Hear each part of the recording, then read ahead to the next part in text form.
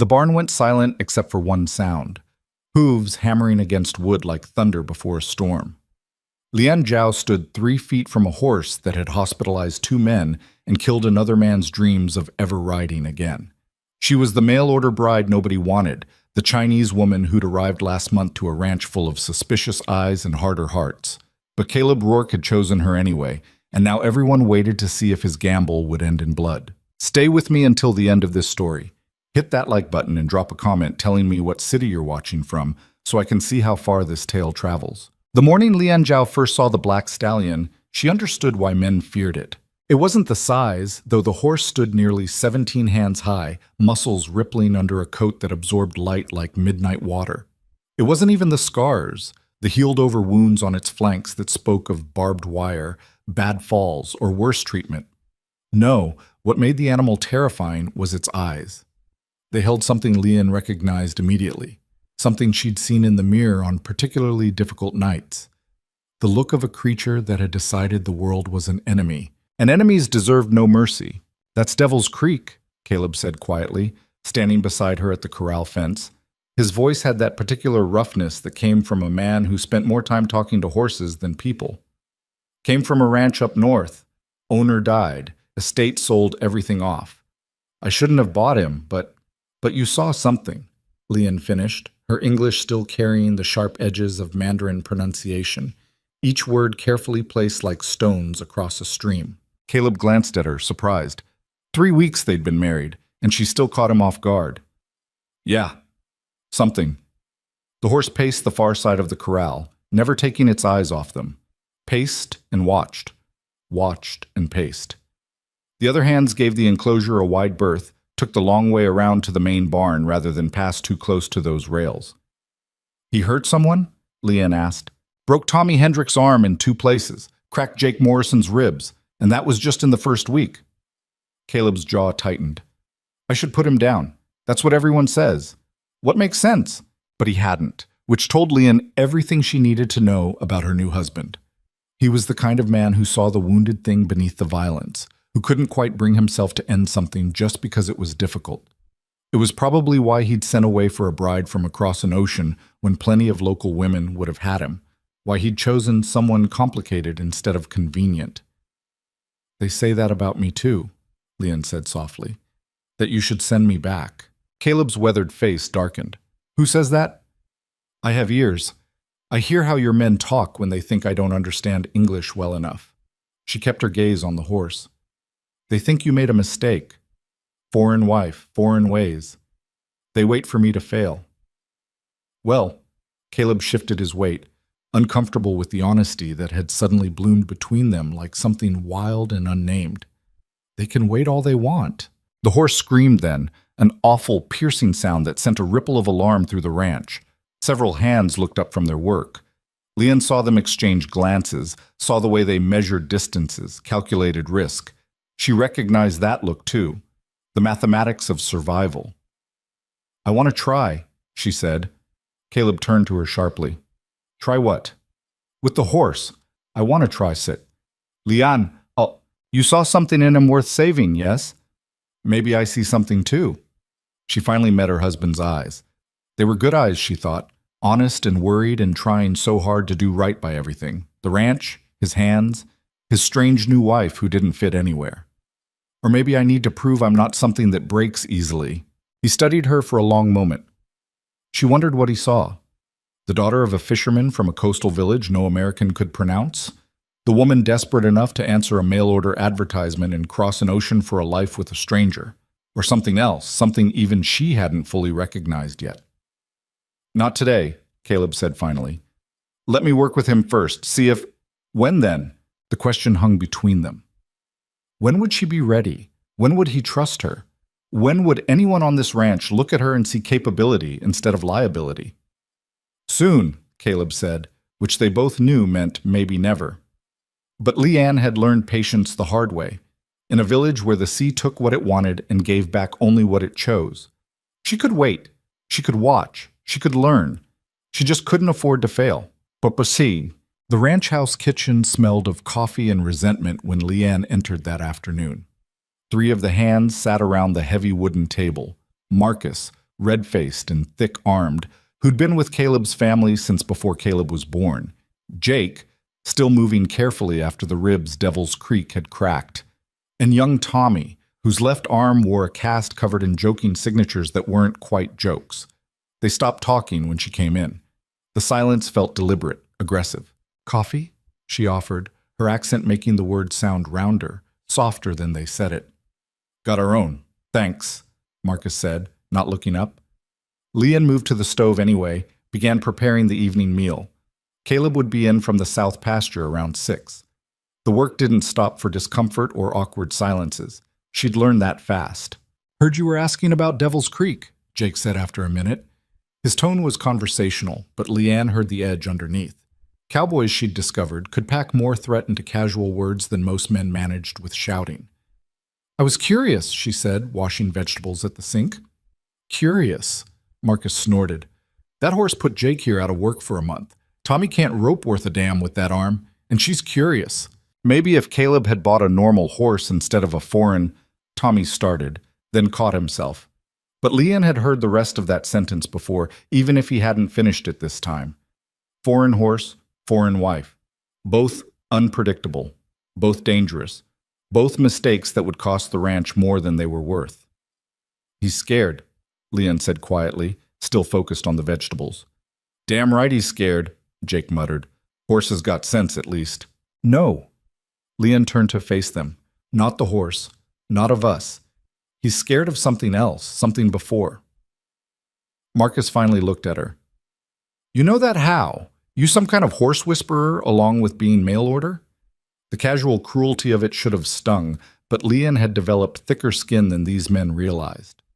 "I know what fear looks like when it's old, when it's lived in someone so long they don't remember being without it." Something in her voice made the kitchen go quiet again, but differently this time. Tommy shifted uncomfortably. Even Marcus looked uncertain, like he'd poked something and gotten a response he hadn't expected. "The ranch where he came from," Leanne continued. "You know what happened there?"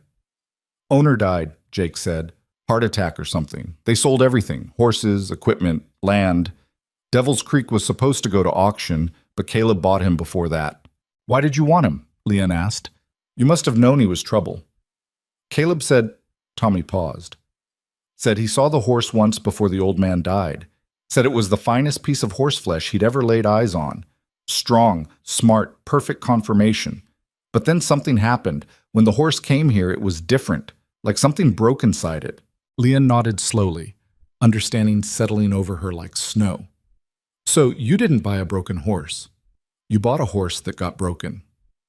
"Makes it dangerous either way," Marcus said, but his tone had lost some of its sharp edge. "Maybe," Leanne agreed, turning back to her cooking. "Or maybe it makes it worth saving."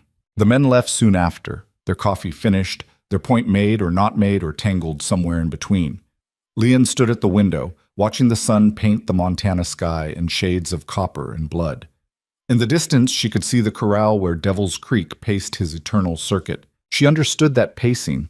In her first weeks here, she'd walked the fence line of the ranch at night, unable to sleep, unable to settle, moving just to prove she could still choose her own direction. The ranch hands thought she was strange. Caleb thought she was adjusting. Nobody understood she was just doing what the horse did, testing the boundaries of her new cage. The difference was, she'd chosen this cage, chosen Caleb's sight unseen from a newspaper advertisement that promised hard-working rancher seeks companionship and partnership. Had chosen Montana over her fishing village, chosen possibility over certainty, chosen risk over the slow drowning of a life mapped out since birth. But Devil's Creek hadn't chosen anything. Something had happened to him, something that turned trust into terror, and now he lived in a prison made of his own fear. Leanne knew that prison too, knew it from the inside, which was exactly why she had to try. Eat. Caleb came in dusty and tired, smelling of leather and sun. He washed up at the pump outside before entering, a habit his mother had beaten into him young. Leanne set his dinner down as he sat, beef stew, heavy on the potatoes the way he liked, bread still warm from the oven. "Smells good," he said, and meant it. Whatever else was complicated between them, the cooking wasn't. Leanne had learned his tastes quickly, adapted her Chinese techniques to American ingredients, created something neither traditional nor foreign, but simply theirs. They ate in comfortable silence for a while. Leon had learned that Caleb didn't mind quiet, didn't feel the need to fill every space with words. It was one of the things she liked about him, the way he could sit with thoughts unspoken, trust that communication happened in more ways than talking. "Marcus said you were asking about Devil's Creek," he finally said. "I was." "Why?" Leon considered the question, the food, her husband's tired eyes. "In my village," she began slowly, "there was a dog. Wild thing, lived on the edges, stole fish from nets, bit anyone who came close. Everyone said kill it. Dangerous, rabid maybe. But my father—" She paused, surprised by the sudden thickness in her throat. "My father watched it, watched how it favored one leg, how it flinched from raised hands. He said, 'That's not a mean dog, that's a hurt dog.'" "What happened?" Caleb asked quietly. "Father left food out, far from our house, where the dog felt safe.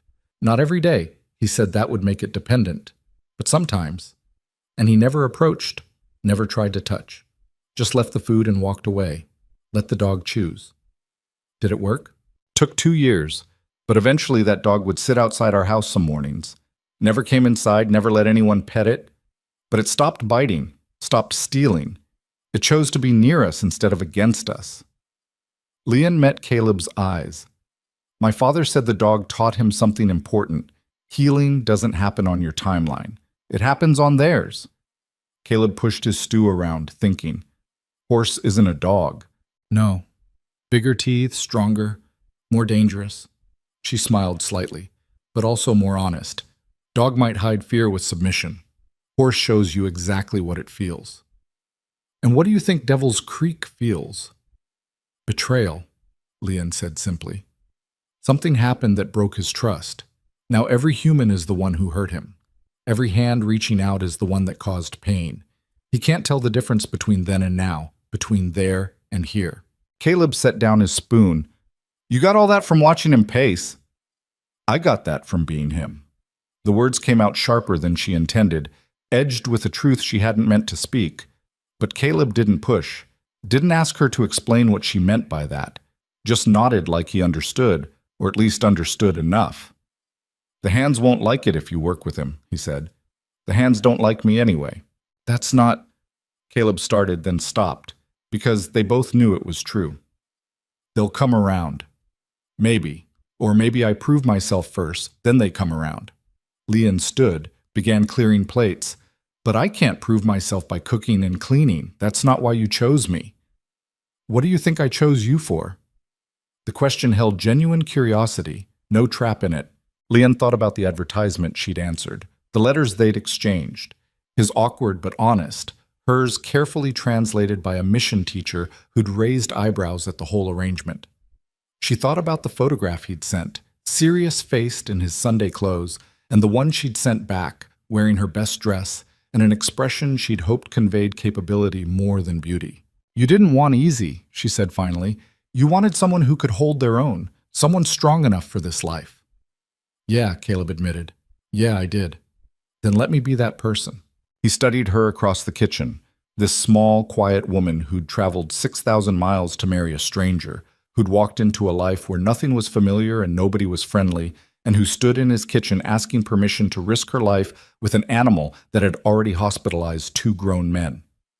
"Tomorrow morning," he said, "early. Just observation, no getting in the corral. You watch how he moves, how he reacts. We start slow." Leon felt something unlock in her chest, some held breath she'd been keeping since she'd first seen the horse.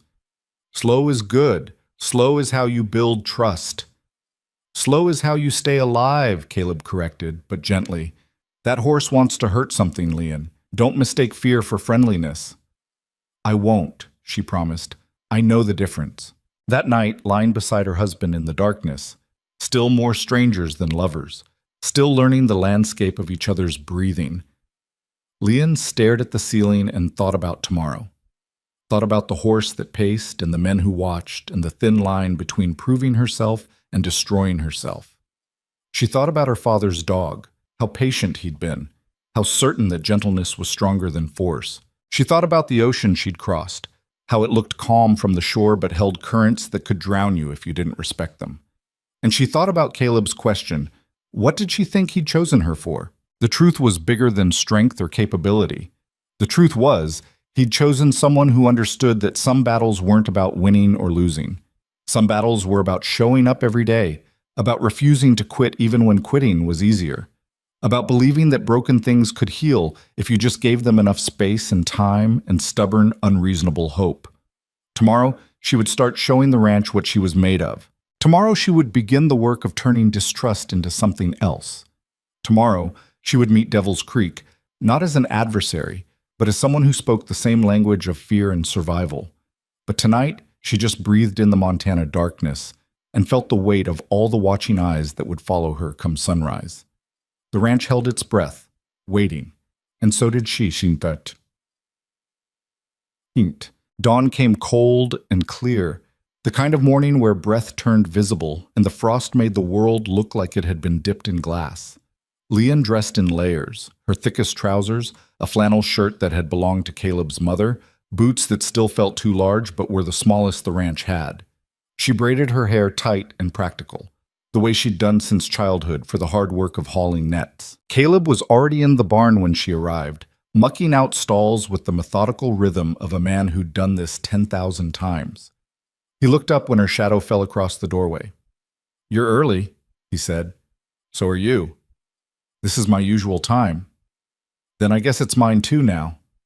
Something that might have been a smile crossed his face, quick and uncertain, like he was still figuring out if warmth was allowed.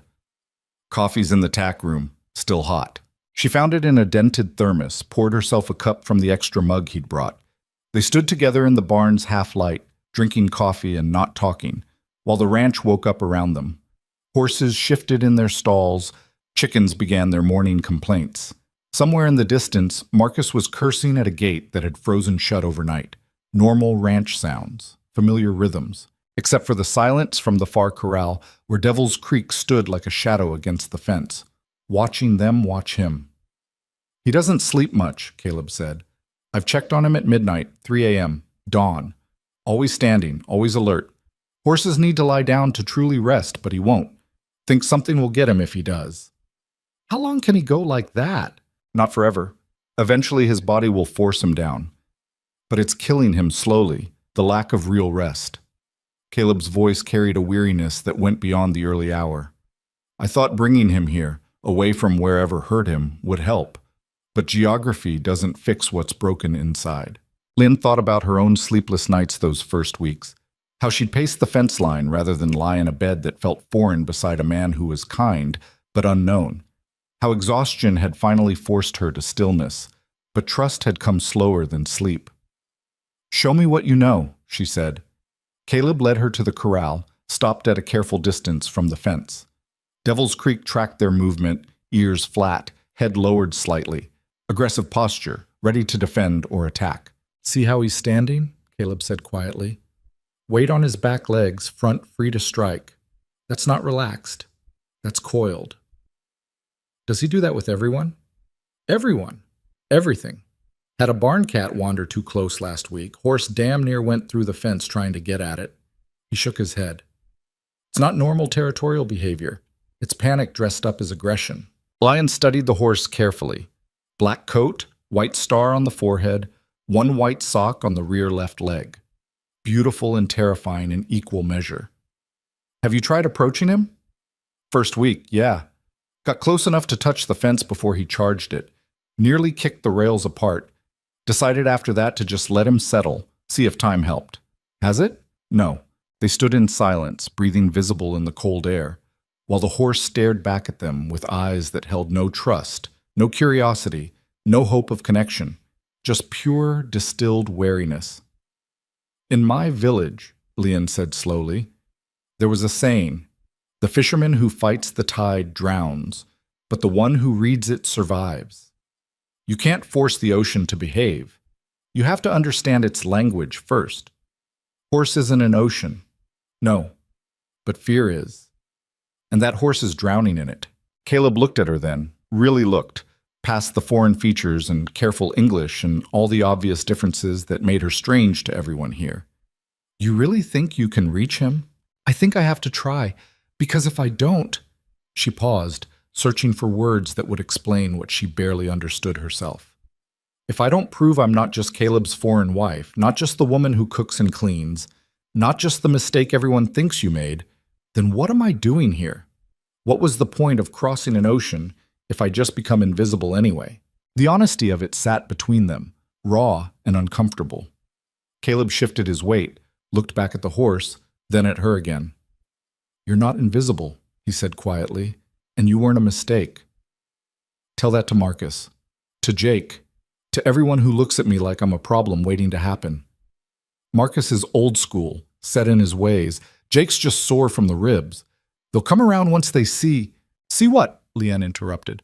What exactly will make them accept me? How many meals do I cook? How much laundry do I do? That's not respect, Caleb. That's just tolerance. And I didn't come this far for tolerance. The force of her words surprised them both. Leanne rarely raised her voice, rarely pushed back so directly.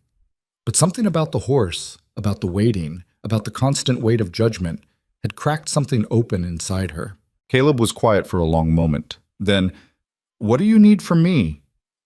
Permission, time, space to fail if I'm going to fail? She met his eyes steadily. And for you to trust that I know what I'm doing, even when it doesn't look like anyone else's way of doing it. He considered this, jaw working as he thought it through. 2 conditions, he finally said. 1, you don't go in that corral alone. I'm there, or Marcus, or someone who can pull you out if it goes wrong. 2, first sign of real danger, you stop. No heroics, no proving points. You stop. Agreed. And Leanne? He waited until she looked at him. This horse has hurt people, good people, strong people, people who knew what they were doing. Whatever you're seeing in him, whatever you think you understand, don't let that make you stupid. Empathy doesn't stop hooves from breaking bones. I know, she said softly. I know what I'm risking. Do you? The question held weight, because I'm starting to think this isn't just about the horse for you. He was right, of course. It was about proving herself, about claiming space in a world that hadn't made room for her, about showing everyone, Caleb included, that she was more than the desperate foreign bride who'd answered an advertisement out of necessity. But it was also simpler than that. It was about looking at a scared, violent, broken thing and seeing herself reflected back. About believing that if the horse could heal, maybe she could too. Maybe they both could. I'll be careful, she promised. That's not what I asked. I know. Leanne turned back to the corral, to the horse that paced and watched and waited for the world to hurt him again. But it's the best answer I have right now. Ma. Word spread fast on a ranch. By mid-morning, when Leanne returned to the corral with Caleb, they had an audience. Marcus leaned against the barn door, arms crossed, expression unreadable. Jake sat on a fence post nearby, favoring his healing ribs. Tommy watched from a cautious distance, his casted arm a reminder of what the horse could do. Even old Pete, who usually kept to himself in the equipment shed, had wandered over to see the show. Because that's what they expected, Leon realized. A show. Entertainment. The foreign bride making a fool of herself, proving exactly what they'd suspected all along. Quite the crowd, she said quietly to Caleb. They're curious. They're hoping I fail. Some of them, maybe. He adjusted his hat, uncomfortable with the truth of it. But some are just protective. They've seen what that horse can do. They don't want to see you hurt. Leanne doubted that was true for most of them, but she appreciated Caleb trying. What do I do first? Nothing, he said. You watch, you observe, you don't approach, don't make sudden movements, don't do anything that might trigger him. Just stand here and let him get used to your presence. It sounded simple, boring even. It was possibly the hardest thing Leanne had ever done, because Devil's Creek didn't ignore her. The moment she stepped up to the fence, still a safe distance back, not close enough to threaten, the horse's entire demeanor changed. His head came up sharply, his ears pinned flat against his skull, and he moved. Not away, which might have been fear, toward them, which was aggression. He charged the fence with a violence that made Leon's heart slam against her ribs. Hooves thundered, dirt exploded. The horse's scream split the morning air, raw, furious, territorial. He hit the fence rails with his chest, and the whole structure shuddered. Wood creaked. Nails groaned. For one terrible second, Leon thought the fence would give, thought the horse would come through it, and all the watching cowboys would see exactly what happened when foreign brides got ideas above their station. But the fence held, and Leon didn't move. Every instinct screamed at her to run, her muscles locked, preparing for flight. But she'd grown up on boats in rough seas, had learned young that panic kills faster than danger. So she stood her ground, hands loose at her sides, breathing steady despite the adrenaline screaming through her veins. The horse pulled up short on the other side of the fence, so close she could see the whites of his eyes, could smell the sharp scent of his sweat and rage. He stamped, snorted, tossed his head in a threat display that would have sent most people scrambling. Leon just watched him. Jesus Christ, someone muttered behind her. Marcus, probably. Get back, Caleb said urgently, his hand on her arm. Leon, get back from the fence. But she didn't. Because in that moment, staring into the horse's furious eyes, she saw something the others couldn't see. Something that changed everything. The horse wasn't looking at her. His gaze was fixed on Caleb, on the hand Caleb had placed on Leon's arm, on the men standing behind them. Devil's Creek wasn't charging Leon. He was positioning himself between her and the men. The aggression wasn't directed at her. It was directed at them. Let go of my arm, Leon said quietly. What? Let go. Step back. All of you, step back. Leon, that horse is about to... He's protecting territory, not attacking. I'm inside what he considers his space, and you reaching for me looks like a threat. Step back. Caleb hesitated, every protective instinct warring with her words. But something in her voice, the absolute certainty of it, made him release her arm and take 3 slow steps backward. The horse's demeanor shifted immediately. The ears came forward slightly, the head lowered. He took 2 steps back from the fence, watching Leon warily but no longer postured for attack. Dead silence from the watching men. I'll be damned, Jake said softly. Leon didn't turn around, didn't break eye contact with the horse. He's territorial about his space, but I'm not the threat. You are. That doesn't make sense, Marcus argued. We're the ones who've been here feeding him, trying to control him, Leon interrupted, trying to force him to accept you. And every time you approach, he sees it as an invasion, but I haven't tried to control him yet. I'm just present. She took a slow, careful breath, then did something that made Caleb's breath catch. She turned her back on the horse. Leon, don't... But she was already moving, walking away from the fence in slow, deliberate steps. Not running, not afraid, just removing herself from the horse's territory, showing him she had no intention of pressing further.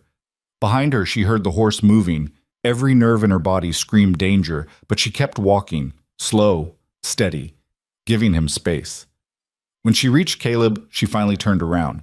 Devil's Creek stood in the center of the corral, no longer at the fence, no longer aggressive, watching her with an expression that wasn't quite trust, but wasn't pure hostility either. Curiosity, maybe. Or just confusion that she hadn't behaved like the others. What the hell was that? Marcus demanded. That, Leon said, her heart still racing but her voice steady, was the first conversation. Conversation? Jake shook his head. Lady, that horse was about to kill you. No, he was about to defend himself. There's a difference. She looked at Caleb. You said he came from a ranch where something bad happened, where the owner died. Did anyone else get hurt there before the horse was sold? Caleb frowned, thinking. Actually, yeah. The owner's son was in some kind of accident, horse-related, I heard, but I don't know details. Why? Because I think Devil's Creek didn't just lose someone. I think he hurt someone, or thinks he did. And now he's terrified of it happening again, so he keeps everyone away. It's not just fear, it's guilt. The idea hung in the air, strange and unsettling. Cowboys didn't generally think of horses as capable of guilt, of complex emotions beyond basic fear and comfort. But Leanne had seen something in those eyes, something that went beyond simple trauma. That's a hell of a lot to get from one charge at a fence, Marcus said skeptically. Maybe, Leanne admitted.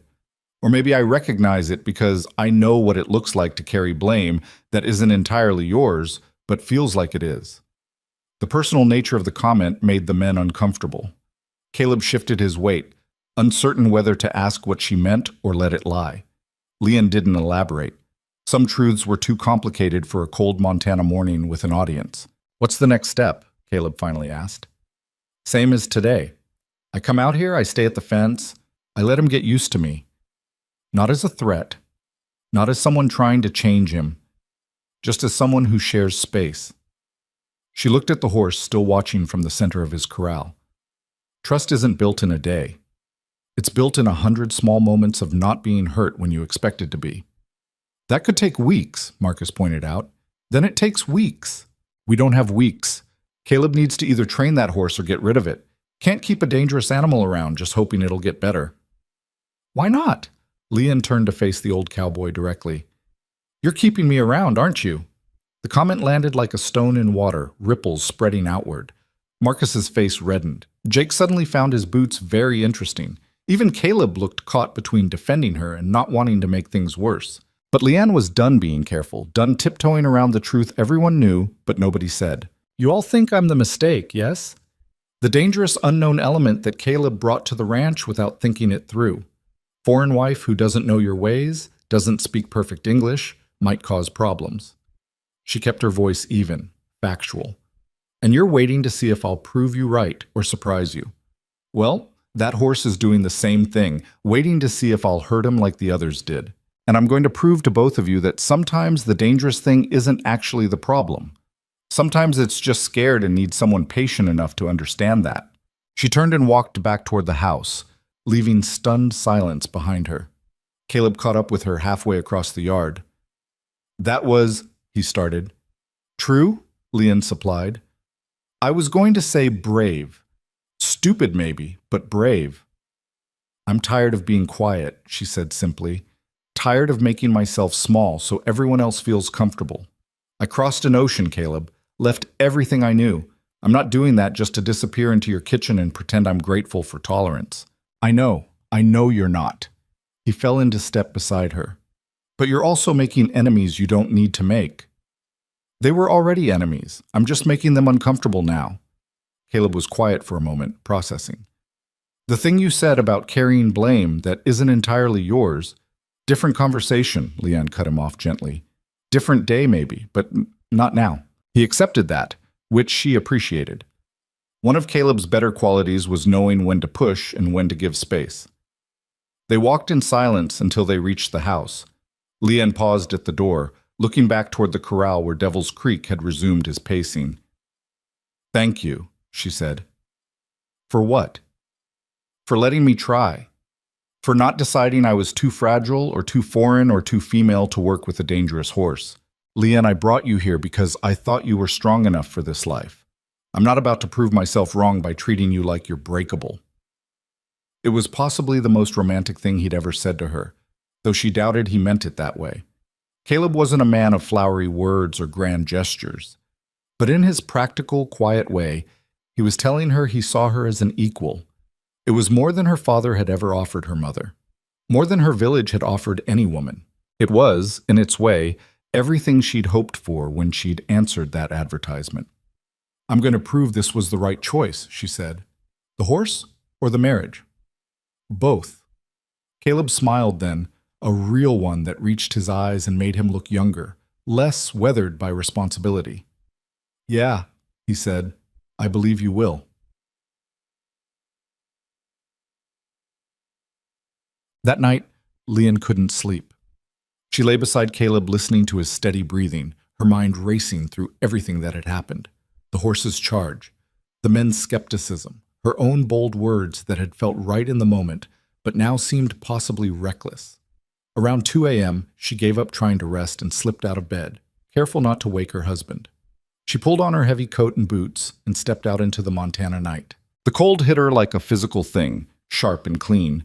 Stars crowded the sky, more than she'd ever seen above her coastal village where ocean mist softened everything. Here, the darkness was absolute and the stars were infinite, and Leanne felt impossibly small beneath their cold light. She walked the fence line by instinct now, her nightly ritual of motion and thought. But tonight, instead of the usual circuit, she found her feet carrying her toward the far corral. Devil's Creek stood in the center of his pen, exactly where he'd been that afternoon. Awake, alert, watching her approach through the darkness. Leanne stopped at the fence, far enough back not to threaten.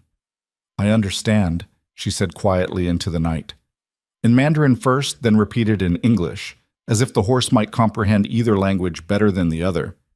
I understand being so scared that you forget how to rest, forget what it feels like to put down the guard, and just be.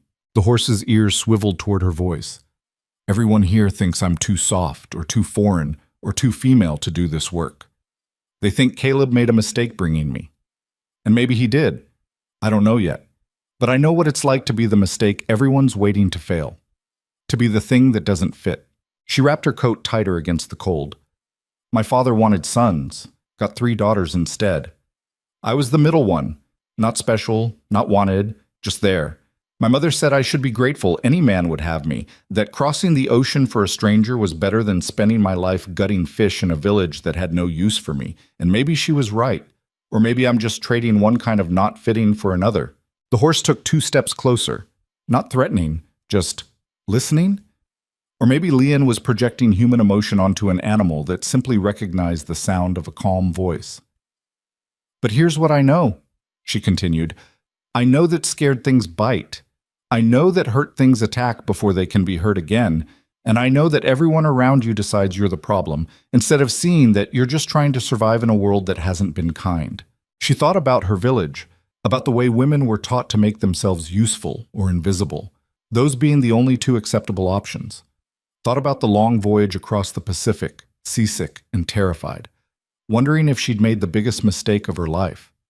Thought about arriving at the ranch to hostile stares and skeptical whispers, realizing that kindness from Caleb didn't equal acceptance from everyone else. So tomorrow, she said, I'm going to come back. And the day after that, and the day after that. Not to fix you or train you or make you something you're not. Just to show you that not every human is going to hurt you. That sometimes space is safer than force. That maybe, eventually, you can stop fighting every single moment just to survive. Devil's Creek was at the fence now, close enough that Lian could hear his breathing. She didn't move toward him, didn't reach out, just stood in the shared space of night and cold and mutual wariness. We're going to figure this out, she whispered. Both of us, together. The horse watched her with eyes that caught starlight and reflected it back like dark water. And maybe it was exhaustion or hope or just desperate projection, but Lian could have sworn she saw something shift in that gaze. Not trust, not yet, but the possibility of it, small and fragile as first light. She stood there until the cold drove her back inside, until her fingers went numb and her breath came in clouds. Stood there like a prayer, like a promise, like a woman refusing to break under the weight of everyone's expectations. And when she finally turned to leave, the horse didn't charge the fence. He just watched her go, and that felt like victory enough for one night. Tomorrow would bring more challenges, more skeptical eyes and harder tests. But tonight, in the darkness between storms, Lian Zhao and Devil's Creek had reached an understanding. They were both dangerous things that nobody wanted, and they were both worth saving anyway. The morning after her midnight vigil, Lian woke to find Caleb already gone from bed. She dressed quickly, her muscles stiff from standing in the cold for too long, and made her way to the kitchen. Coffee sat warming on the stove with a note beside it in Caleb's careful handwriting. North pasture, back by noon. She poured herself a cup and stood at the window, watching the ranch come alive. Marcus was already working near the equipment barn, his movements efficient and unhurried. Jake limped past carrying feed buckets, still favoring those healing ribs. The world turned according to its rhythms, indifferent to her plans or fears. But when she looked toward the far corral, Devil's Creek was watching the house. Not pacing, not agitated, just standing near the fence facing her direction, as if he'd been waiting. Lian's heart did something complicated in her chest, part hope, part terror, all commitment. She drained her coffee, pulled on her coat, and headed outside. The morning air bit at her face as she crossed the yard. Frost made the grass crunch under her boots. Her breath came in white clouds that disappeared almost as quickly as they formed. Winter was coming hard and fast to Montana, the kind of cold that her coastal village had never known, the kind that could kill if you weren't careful. She stopped at her usual distance from the fence. Devil's Creek tracked her approach but didn't charge, didn't scream, didn't show any of yesterday's explosive aggression. He just watched. "Good morning," Lian said quietly, feeling foolish talking to a horse but doing it anyway. Her father had talked to the sea, to the nets, to the fish they caught. Words didn't have to be understood to matter. Sometimes speaking was just a way of claiming space in the silence. The horse's ears flicked forward, then back, processing.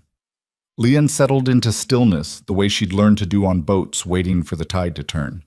Patience was a muscle you built through practice, through hours of waiting for fish to find the nets, for storms to pass, for the right moment to pull or push or simply hold steady. She had no idea how long she stood there. Long enough for her toes to go numb in her boots. Long enough for the sun to climb higher and burn off some of the frost. Long enough for Marcus to walk past twice, giving her suspicious looks both times, but saying nothing. And slowly, gradually, Devil's Creek began to relax. It started with his ears, which stopped their constant swiveling and settled into a more natural position. Then his weight shifted from that coiled, ready-to-explode stance into something more balanced.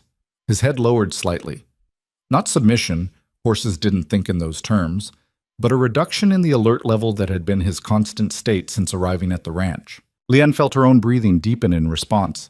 She hadn't realized how tense she'd been, mirroring his tension, until his body began to soften and hers followed. "That's it," she murmured. "Nothing's going to happen. No one's going to hurt you. We're just standing here together." The horse took 2 steps toward the fence. Not a charge, not aggressive. Just movement, curiosity maybe, testing to see what she would do. Leanne remained absolutely still. Another step. Another. Devil's Creek was close enough now that she could see the individual whiskers on his muzzle, the way his nostrils flared with each breath, the intelligence in those dark eyes that had been masked by fear and fury. He was beautiful. Terrifying, yes, but beautiful in the way dangerous things often were. Powerful and unpredictable and completely, utterly itself. "I'm not going to reach for you," Leon said softly. "Not today. Maybe not tomorrow. You decide when that happens. Not me. I'm just here." The horse stood at the fence, close enough that Leon could have touched him if she'd wanted to betray the trust of this moment. But she kept her hands loose at her sides, her breathing steady, her body language as non-threatening as she could make it. They stayed like that for several minutes, woman and horse, separated by 3 rails of wood but connected by something neither could name. Not friendship, not yet. But recognition, maybe. The acknowledgement that they were both trying to survive in a world that hadn't made space for them. Finally, Devil's Creek snorted, tossed his head once, and turned away. He walked back to the center of his corral, not running, not fleeing, just creating distance on his own terms. Lynn released a breath she hadn't known she was holding. "Well, I'll be damned." She turned to find Jake standing several yards behind her, his expression caught between surprise and something that might have been respect. "How long have you been there?" Leon asked. "Long enough to see that." He gestured toward the horse. "Marcus said you were wasting your time, said that horse was too far gone for anything but a bullet. And what do you say?"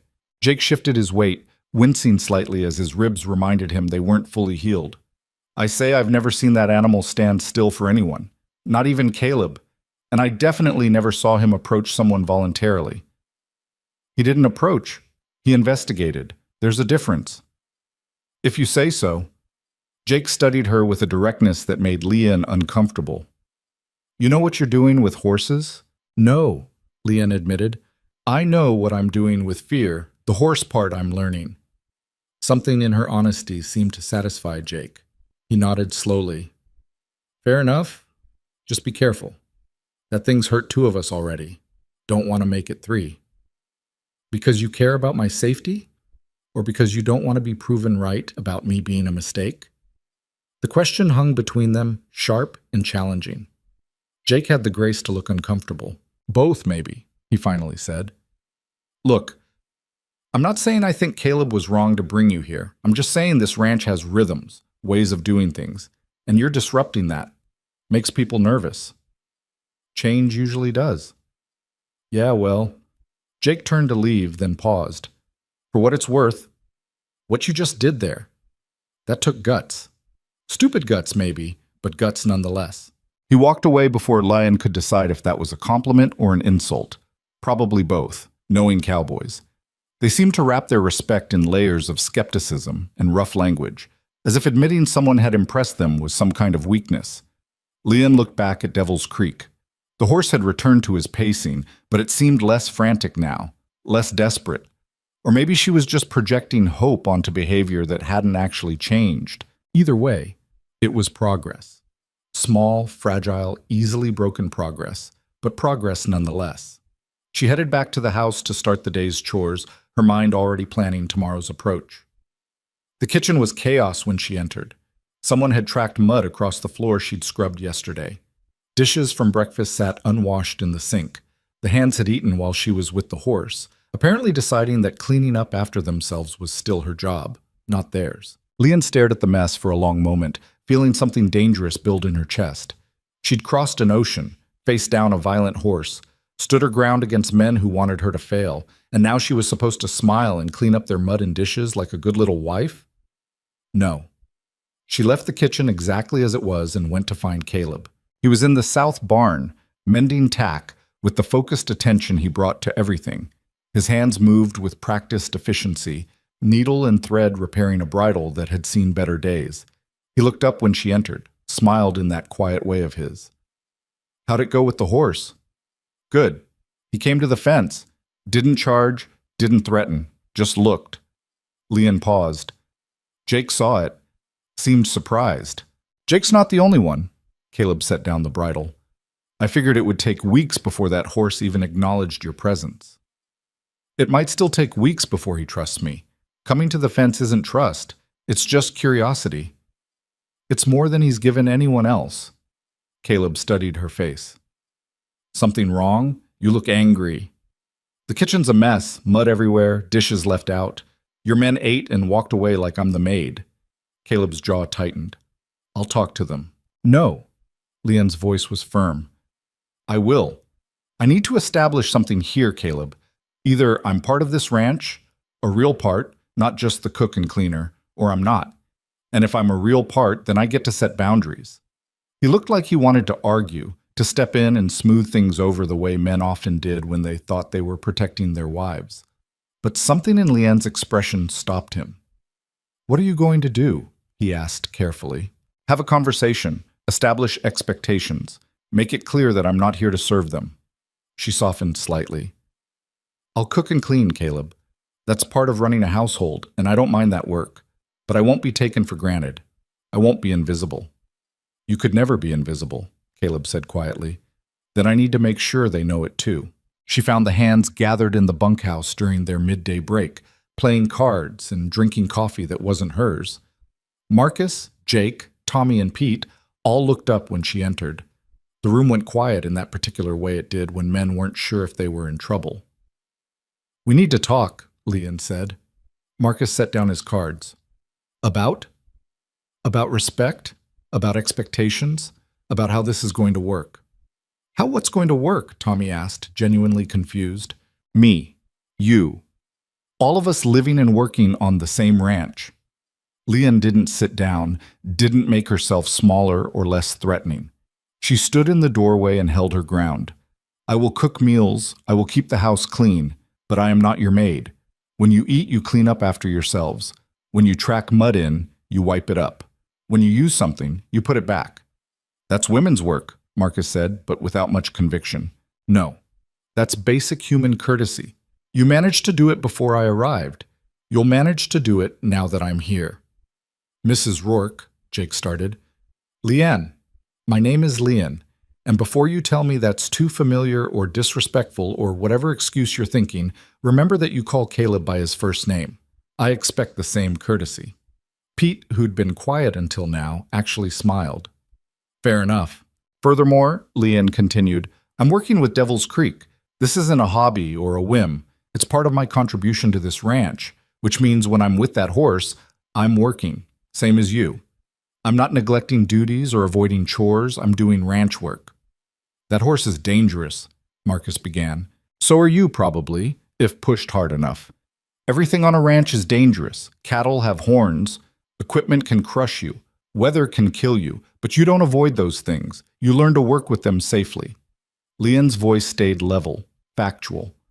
"I'm learning to work with the horse safely, and I'm asking you to respect that this is real work, not a woman's silly project." The room was silent for a long moment. The men exchanged glances, communicating in that wordless way they had. Finally, Marcus stood. "You want respect, you earn it. he said. That's how it works here. Man or woman, no difference. Agreed, and I am earning it. I'm just asking you to see it when I do. Lian met his eyes steadily. I'm not asking for special treatment. I'm asking for the same standards you hold each other to. No more, no less. And if we can't give you that, Marcus challenged, then you and I will have problems. And Caleb will have to choose between his wife and his hands. I don't think any of us want to put him in that position. She paused. But I also don't think it needs to come to that. I think you're all reasonable men who can adapt to having a woman on the ranch who isn't content to stay in the kitchen. Jake actually laughed at that. Content? Lady, I don't think anyone could accuse you of being content with anything. Good. Contentment is overrated. Lian allowed herself a small smile. So we have an understanding? Pete nodded. Tommy shrugged, which was probably the best she'd get from him. Jake said, Yeah, all right. Marcus took longer, his weathered face working through considerations she could only guess at. Finally, you mess up with that horse, you get yourself hurt. Don't expect us to feel bad about saying we told you so. I wouldn't expect anything less, Lian said. And when I succeed, I expect you to admit you were wrong. If you succeed? When? Marcus actually smiled at that. Just a slight quirk of his mouth, but it was there. You got spine, I'll give you that. Maybe Caleb knew what he was doing after all. It was the closest thing to approval she was likely to get from the old cowboy. Lian accepted it with a nod and left them to their card game. When she returned to the house, she found Caleb waiting in the kitchen. He'd cleaned up the mud and done the dishes. The room was spotless. You didn't have to do that, Lian said. I know, but I wanted to. He dried his hands on a towel. How'd it go? Better than expected, worse than hoped, somewhere in the middle. She moved to the stove, started preparing dinner even though it was hours away. Familiar work, comforting in its routine. They think I'm stubborn. You are stubborn. So are you. So is that horse. Maybe that's what it takes to survive out here. She began chopping vegetables with the efficient movements of someone who'd prepared thousands of meals. In my village, there was no space for stubborn women. You did what you were told, married who your family chose, lived the life that was expected. Stubbornness was a character flaw, something to be beaten out of girls before they grew into difficult wives. Caleb leaned against the counter, listening. He was good at that, at creating space for her to speak without filling it with his own words. My mother told me I would never find a husband if I didn't learn to bend, Lian continued. Said my spirit would break me. But here's the thing. My spirit is the only reason I survived. It's what got me through the voyage across the ocean, through arriving at a ranch where nobody wanted me, through every hard day since. So if people think I'm stubborn, let them think it. Stubborn is what keeps me standing. It's one of the things I love about you, Caleb said quietly. Lian's hands stilled on the cutting board. They didn't talk about love. Theirs was a practical marriage built on mutual need and careful respect. Love was something that might come later, or might not, and neither of them had pushed for declarations they couldn't honestly make. You don't have to say that, she said carefully. I'm not saying it because I have to. I'm saying it because it's true. He moved closer, not touching but present. When I wrote that advertisement, I didn't know what I was looking for. I just knew I needed someone strong enough for this life, someone who wouldn't break under the weight of it. And then your letter came. And there was something in the way you wrote, like you were challenging me to see you as an equal instead of asking permission to exist. I knew right then. You were exactly what this ranch needed. What about what you needed? Lian asked. Same thing. The ranch and I aren't separate. We're just different parts of the same life. He paused. But you're right that I didn't think through how the hands would react. I should have prepared them better, should have made it clear from the start that you were coming as a partner, not a housekeeper. They're learning, I'm learning, we'll figure it out. Lian returned to chopping, the rhythmic motion soothing. The horse is teaching me patience. The hands are teaching me to fight for space. You're teaching me that kindness and strength can exist in the same person. It's not the life I expected, but maybe it's better than what I thought I wanted. What did you think you wanted? Safety, stability, a place where I fit. She smiled, self-aware and slightly bitter. Turns out fitting is overrated. I'd rather be necessary than comfortable. Before Caleb could respond, the sound of hooves and shouting erupted from the yard. They both rushed to the window in time to see one of the horses from the main corral running loose, fence rails splintered, Marcus and Jake scrambling to catch it before it could hurt itself or damage anything else. "Damn it," Caleb muttered, already heading for the door. "That's the third time this month that fence has failed. I need to rebuild the whole section before winter really hits." Leanne followed him outside, watched as the hands finally cornered the spooked horse and led it back to the barn. The broken fence rails lay scattered in the dirt, old wood finally giving up after too many years of Montana weather and ranch work. An idea formed in her mind, crazy and probably doomed, but compelling nonetheless. "I'll help," she said. Caleb turned to her. "Help with what?" "Rebuilding the fence. I'm good with my hands, I learn fast, and you need the work done before the real cold sets in." She looked at the damage, calculating. "It would also show the hands that I'm willing to do any kind of ranch work, not just the horse training. Fence building is hard labor, Leanne. Heavy lifting, splinters, hours in the cold. I grew up hauling fishing nets. I know hard labor." She met his eyes. "Let me help. Let me be useful in ways they can't dismiss as woman's work or foreign notions." Caleb considered this, his practical mind weighing the offer against the reality of what she was proposing. "If you can't keep up, I'm not going to slow down for you. I wouldn't want you to. And if you get hurt, then I get hurt. Same as anyone else taking risks on a ranch." Leanne's voice was firm. "I'm not asking for special treatment, Caleb. I'm asking for the chance to prove I'm as capable as I claim to be." He looked at her for a long moment. This small woman with her careful English and stubborn spine, and something in his expression shifted. Pride, maybe? Or recognition, or just the acknowledgement that he'd chosen well, even if the choosing had seemed reckless at the time. "All right," he said. "We start tomorrow morning, 6 a.m. sharp, dress warm and bring gloves." That night, Leanne soaked her hands in warm water and thought about the week ahead. Between working with Devil's Creek each morning and helping rebuild the fence each afternoon, she'd have barely any time for the cooking and cleaning the hands still expected. Something would have to give. She decided it would be their comfort, not her ambitions. When morning came cold and dark, she was already dressed and waiting when Caleb emerged from the bedroom. They ate a quick breakfast of leftover bread and coffee, then headed to the corral where the fence needed rebuilding. Marcus was already there, examining the damage. He looked up when they approached, his expression unreadable when he saw Leanne. "She helping?" he asked Caleb. "She's working," Caleb corrected. "Same as the rest of us." Marcus grunted, which could have meant anything. "All right, let's see what she's got." The work was exactly as hard as Caleb had warned. The old fence rails had to be pulled out, the posts checked for rot and replaced where necessary, new rails cut to size and fitted into place. Leanne's hands, soft from weeks of kitchen work, blistered within the first hour. Her shoulders screamed, her back ached. The cold made everything harder, made wood brittle and fingers stiff. But she didn't stop, didn't complain, didn't ask for breaks that the men weren't taking. She worked through the pain, through the exhaustion, through the moment around mid-morning when she honestly thought she might vomit from the exertion. She worked because stopping meant proving them right, meant confirming that she was too weak or too foreign or too female for real ranch work, and she refused to give them that satisfaction. By noon, they'd replaced an entire section of fence. Marcus looked at the work, at Leanne's bleeding hands and determined face, and nodded. "Not bad," he said, which from him was practically a standing ovation. Jake, who'd been working alongside them despite his still healing ribs, actually clapped her on the shoulder. "You're tougher than you look." "I'd have to be," Leanne said, her voice rough with exhaustion. "Looking like I do, people expect me to break easily." "Yeah, well," Jake's weathered face creased into something almost like a smile. "Reckon we learned our lesson about assumptions." That afternoon, instead of returning to the fence work, Leanne went to Devil's Creek.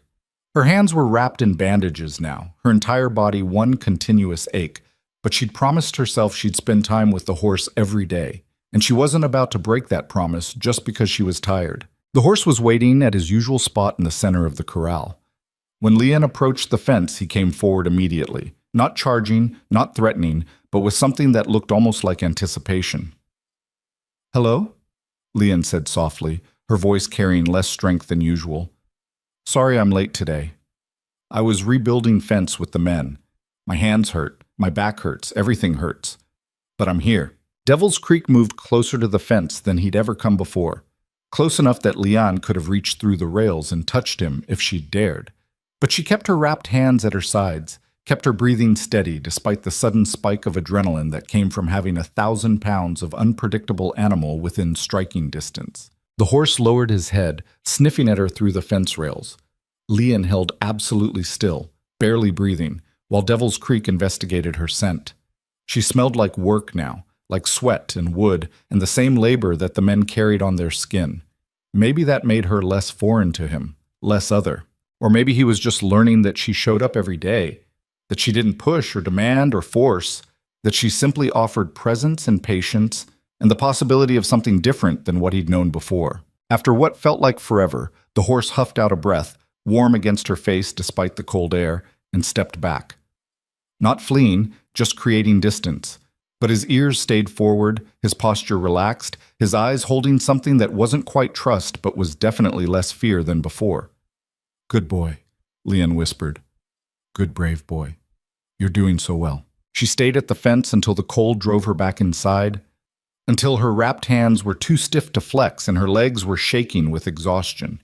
But as she walked away, she felt something shift inside her chest. A loosening of tension she'd been carrying since she first arrived at the ranch. She was proving herself. To the horse, to the hands, to Caleb. But more importantly, she was proving something to herself.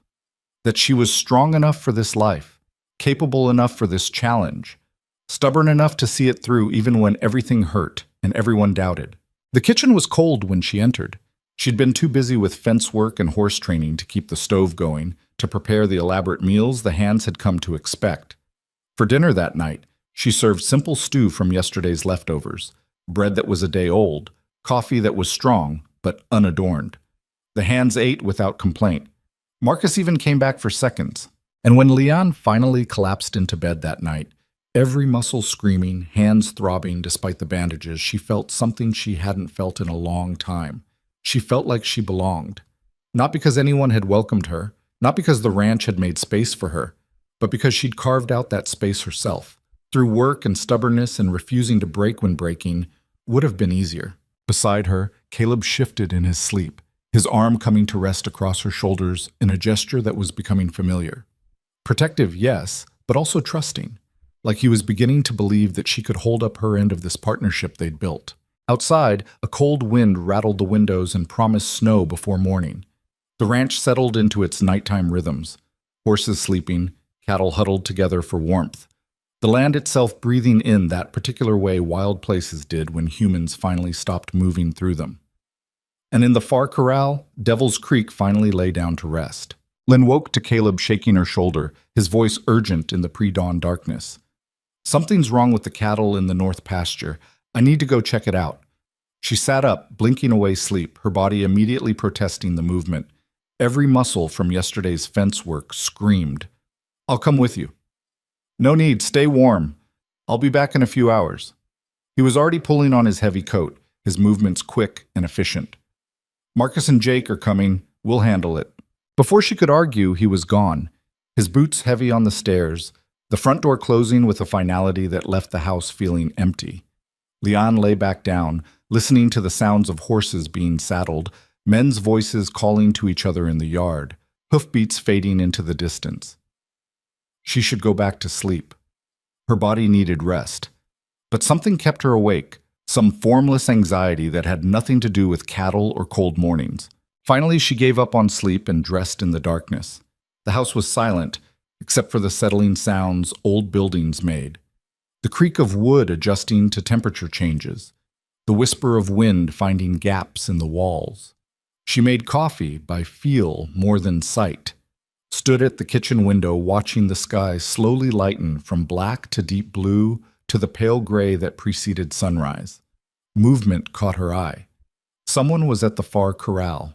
Leanne's first thought was that one of the hands had stayed behind, was checking on Devil's Creek. But as the light grew stronger, she realized it wasn't any of the regular ranch workers.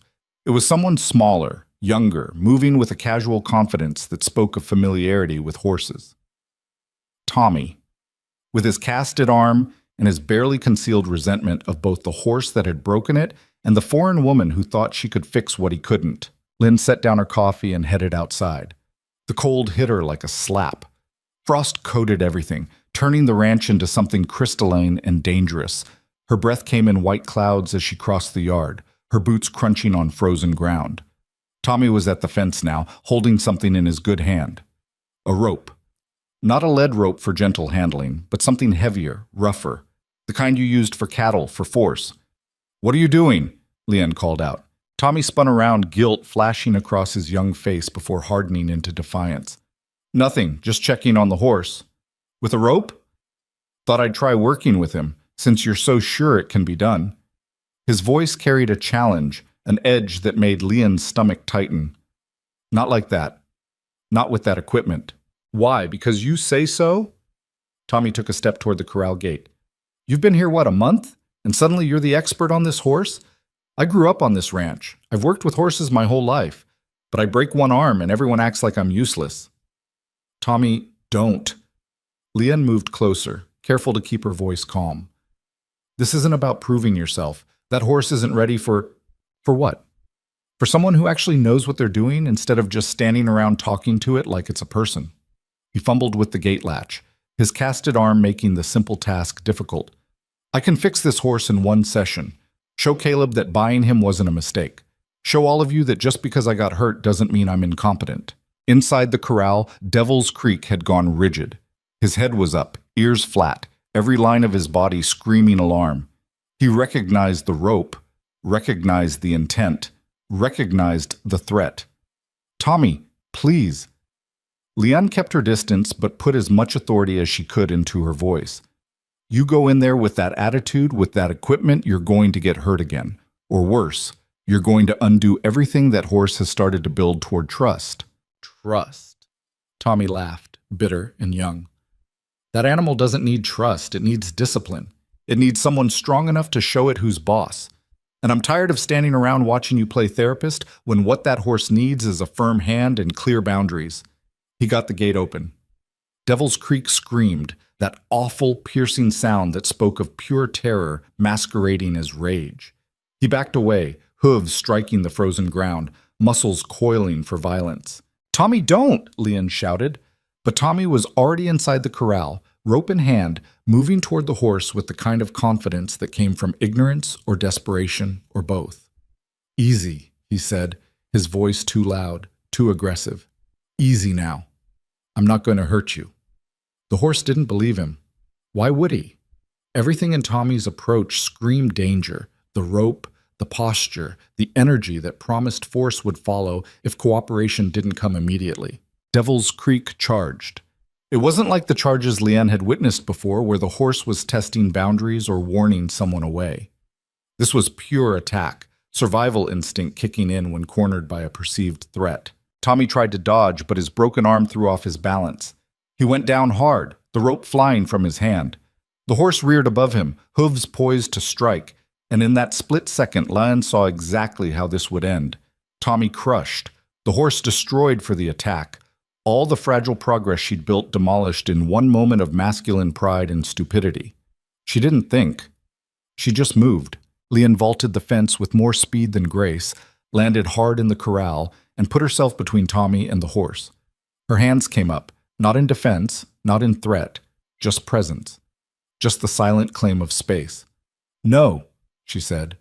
Not shouted, not screamed, just said, firm and clear and absolutely certain. "No." Devil's Creek's hooves came down 6 inches from her head. She felt the displacement of air, felt the power that could have killed her if the horse had chosen to follow through. But something in her voice, in her stillness, in her complete lack of fear smell made the animal hesitate. His eyes found hers, wild and terrified and so close to breaking completely. "It's okay," Leanne said softly, her heart slamming against her ribs, but her voice steady. "It's okay. He's leaving. He's not going to hurt you. I promise." Behind her she heard Tommy scrambling backward, heard him hit the fence and curse, heard him finally getting smart and getting out. But Leanne didn't move. Couldn't move. Because the horse was right there, close enough to bite or strike or destroy. And the only thing keeping him from it was the thin thread of connection they'd been building over weeks of patient presence. "I know you're scared," she continued, her voice low and rhythmic like a song. "I know you wanted to protect yourself. That's okay. That's allowed. But I need you to trust me now, just for a moment, just long enough for both of us to breathe." The horse's sides were heaving. Sweat darkened his coat despite the cold.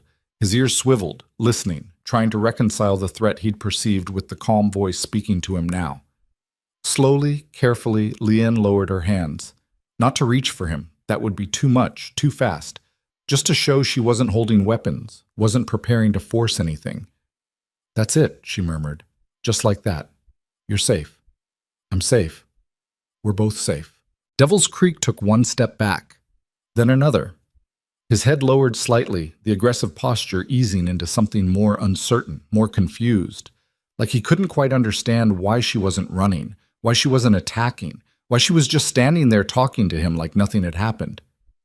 "Good boy," Leanne whispered. "Such a good, brave boy. You didn't hurt anyone. You protected yourself and then you chose not to hurt me. That's everything. That's all I needed to know."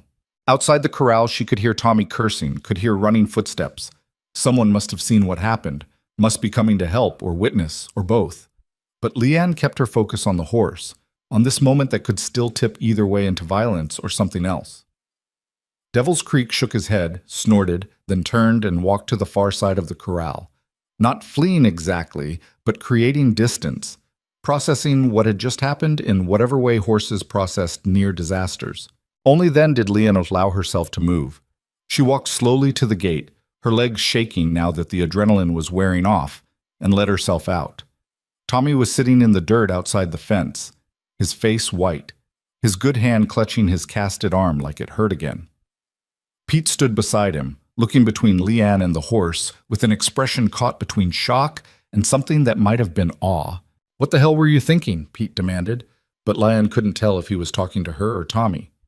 "I was thinking I needed to stop someone from getting killed," Leanne said, her voice rougher than she intended. The fear was catching up to her now, making her hands shake and her stomach turn. "What the hell were you thinking, Tommy? Going in there with a rope and an attitude?" "I just wanted to," Tommy started, "to prove something." "I know. I understand." Leanne crouched down beside him, ignoring the protest from her exhausted muscles. "But you can't prove strength by forcing submission. That's not strength. That's just fear dressed up as power." "I wasn't afraid," Tommy said, but his voice cracked on the words.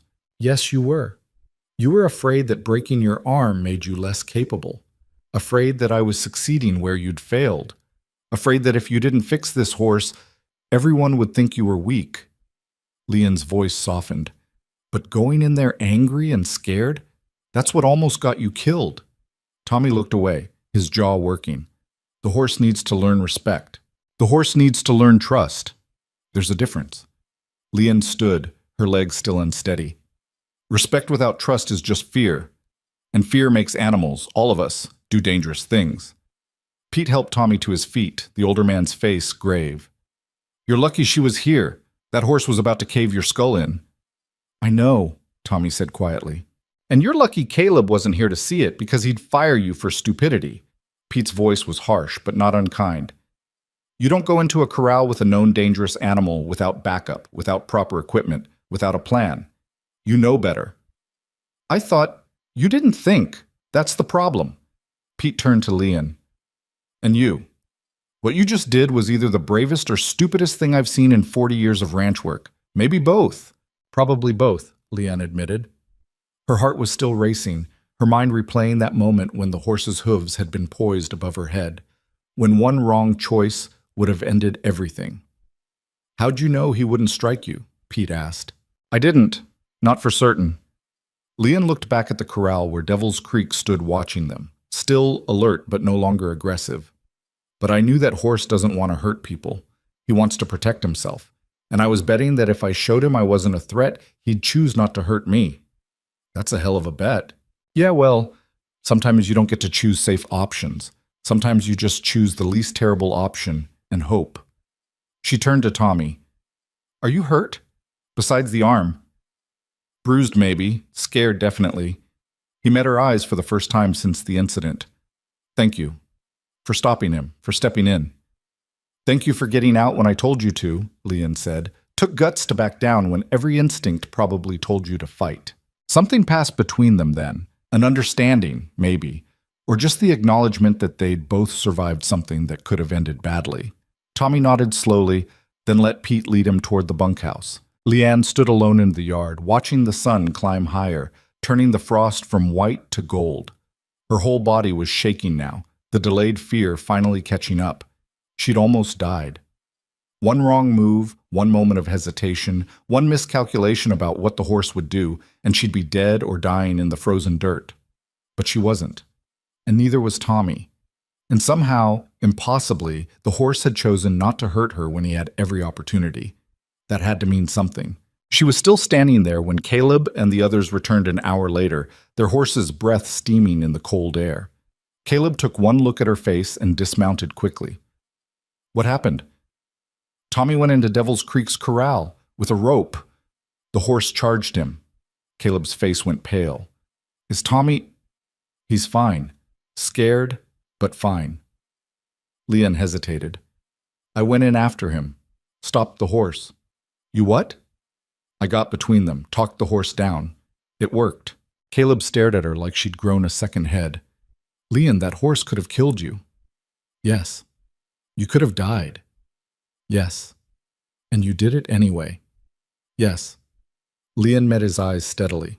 What was I supposed to do? Watch Tommy get trampled? Let the horse prove everyone right about being too dangerous to save? Marcus had dismounted and was listening to the exchange with an unreadable expression. Jake stood beside him, equally silent. You were supposed to stay safe, Caleb said, his voice tight with emotion she couldn't quite name. You were supposed to not risk your life for a horse. I didn't risk it for the horse. I risked it for Tommy. And for the possibility that violence isn't the only answer. Leon's voice was steady despite the trembling in her hands. And it worked, Caleb. The horse stopped. He chose not to hurt me. That means something.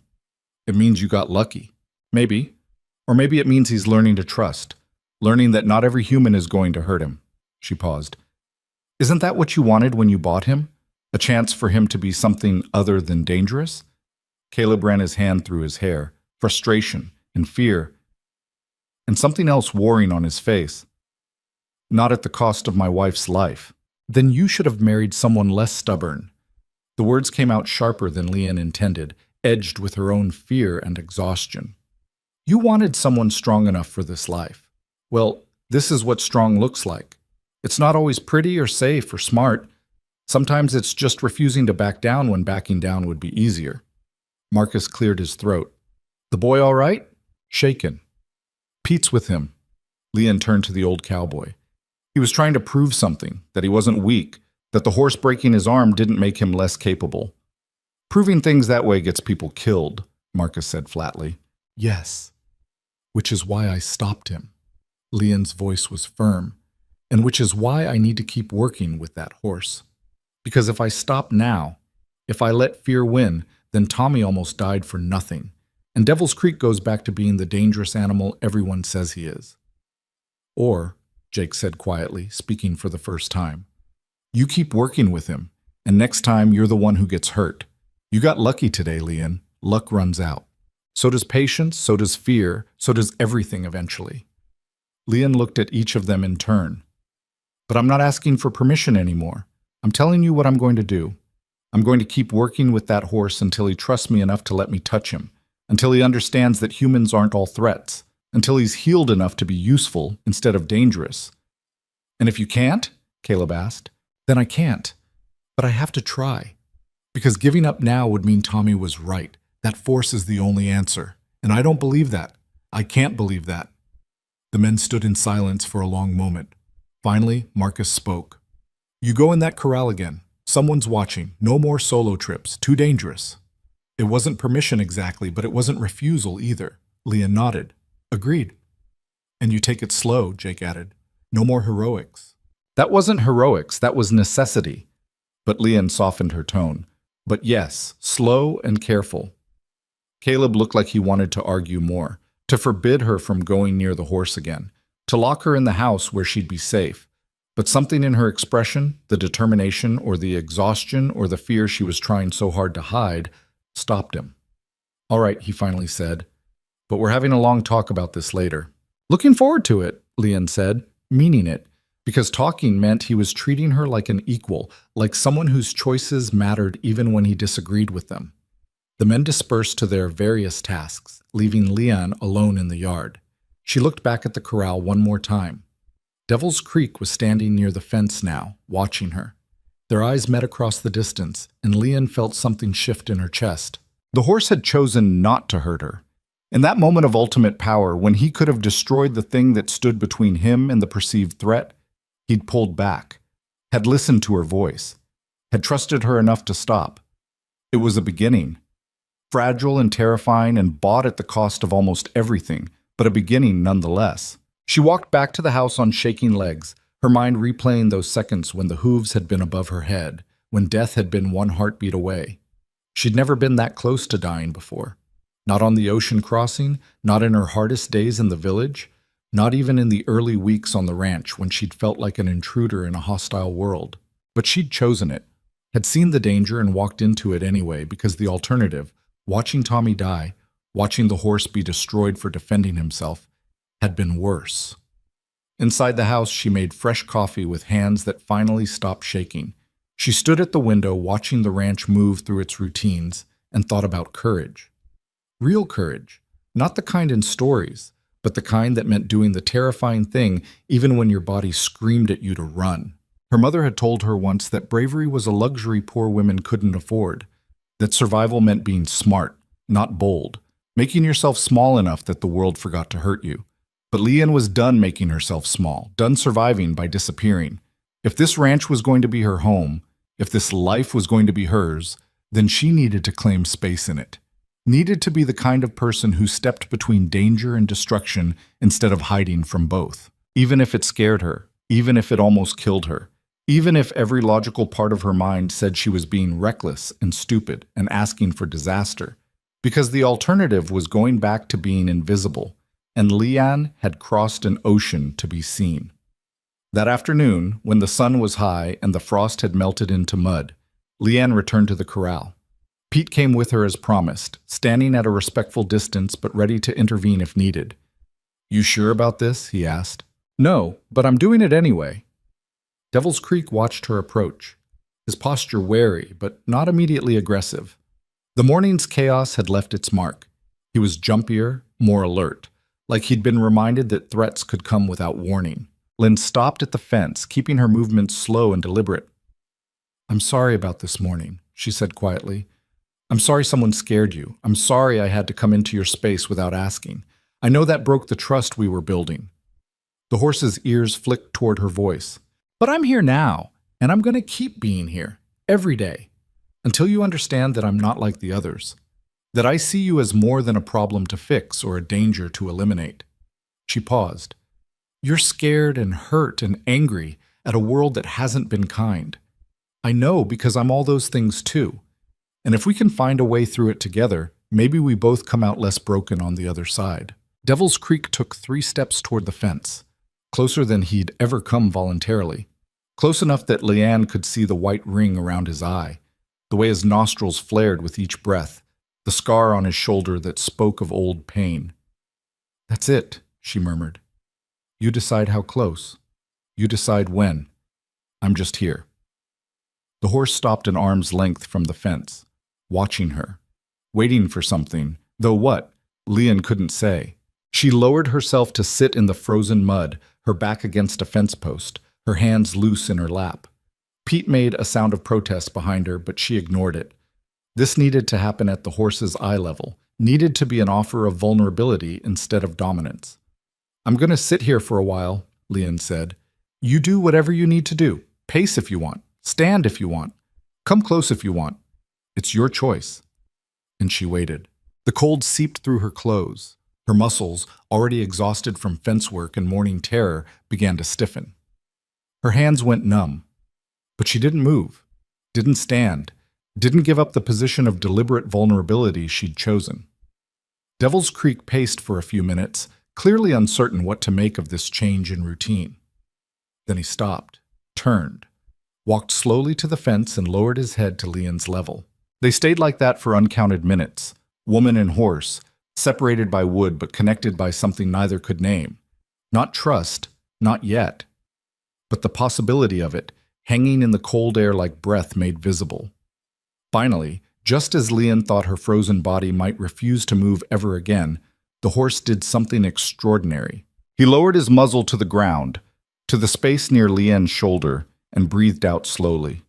A horse's version of a sigh, of release, of the tension leaving a body that had held it too long.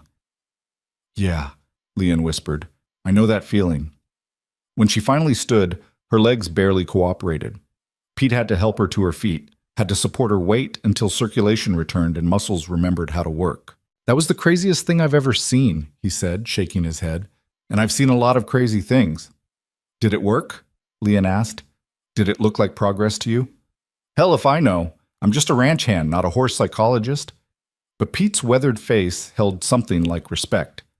"But I'll say this. That animal didn't try to kill you. After the morning you both had, that's something. It was something." Leon held on to that thought as she limped back to the house, as she forced her frozen hands to work well enough to start dinner, as she moved through the evening's routines with a body that wanted nothing more than to collapse. When Caleb came in for dinner, he found her at the stove, stirring stew that was probably the simplest meal she'd ever served. He washed up without comment, sat at the table, waited. "We need to talk," he finally said. "I know. What you did this morning saved Tommy's life. Maybe saved the horses too." Leanne kept stirring, kept her eyes on the pot. "I know it was dangerous. I know it was reckless. I know it scared you and probably made you question whether bringing me here was a mistake." "It didn't make me question that," Caleb said quietly. "It made me realize I married someone braver than I gave her credit for. And that terrifies me." Leanne looked at him then, his honest face, his worried eyes, his hands rough from a lifetime of hard work. "You wanted someone strong. I wanted a partner, someone who could stand beside me, not someone who'd run headfirst into danger." He paused. "But I'm starting to think those might be the same thing in you, that your strength and your recklessness come from the same place. Is that a problem?" "I don't know yet." Caleb's voice held honesty more than judgment. "Ask me again when I'm not still seeing you with a horse's hooves above your head." They ate in silence, the weight of the day settling over both of them. Outside, night was falling fast, the temperature dropping with it. Winter was coming whether they were ready or not. And inside, two people who'd married as strangers were slowly learning what it meant to be partners in a life that was harder and stranger than either had imagined. Later that night, long after the dishes were washed and the lamps turned low, Leanne lay awake listening to the wind test the corners of the house. Beside her, Caleb's breathing had settled into the deep rhythm of sleep, but rest wouldn't come for her. Every time she closed her eyes, she saw the horse's hooves suspended above her head, felt that split second of absolute certainty that she was about to die. She slipped out of bed carefully and padded to the window. The ranch yard was silver with moonlight, every shadow sharp-edged and strange. And there, in the far corral, Devil's Creek stood awake as always, his dark shape a blot against the frost-pale ground. Watching, waiting, unable to rest. Lynn understood that more than she'd admitted to anyone. The sleepless nights, the constant vigilance, the feeling that letting your guard down even for a moment would invite disaster. She'd felt it on the ship crossing the Pacific, surrounded by strangers in a metal box on an endless sea. She'd felt it her first weeks on the ranch, knowing that one mistake could confirm every doubt the hands harbored about her. And she felt it now, after nearly dying, after proving she could be reckless and brave in equal measure. The difference was, she was learning to live with it. Learning that fear didn't have to mean paralysis, that courage wasn't the absence of terror, but the choice to act despite it. The horse was learning too, slower, more painfully, but learning nonetheless.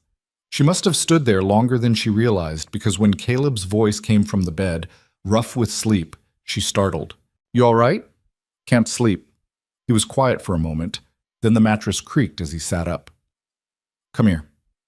Leanne returned to bed, let Caleb pull her close.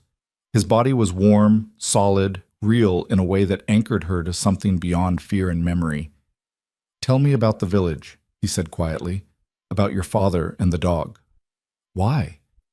Because I want to understand where you learned to do what you did today, where that kind of certainty comes from.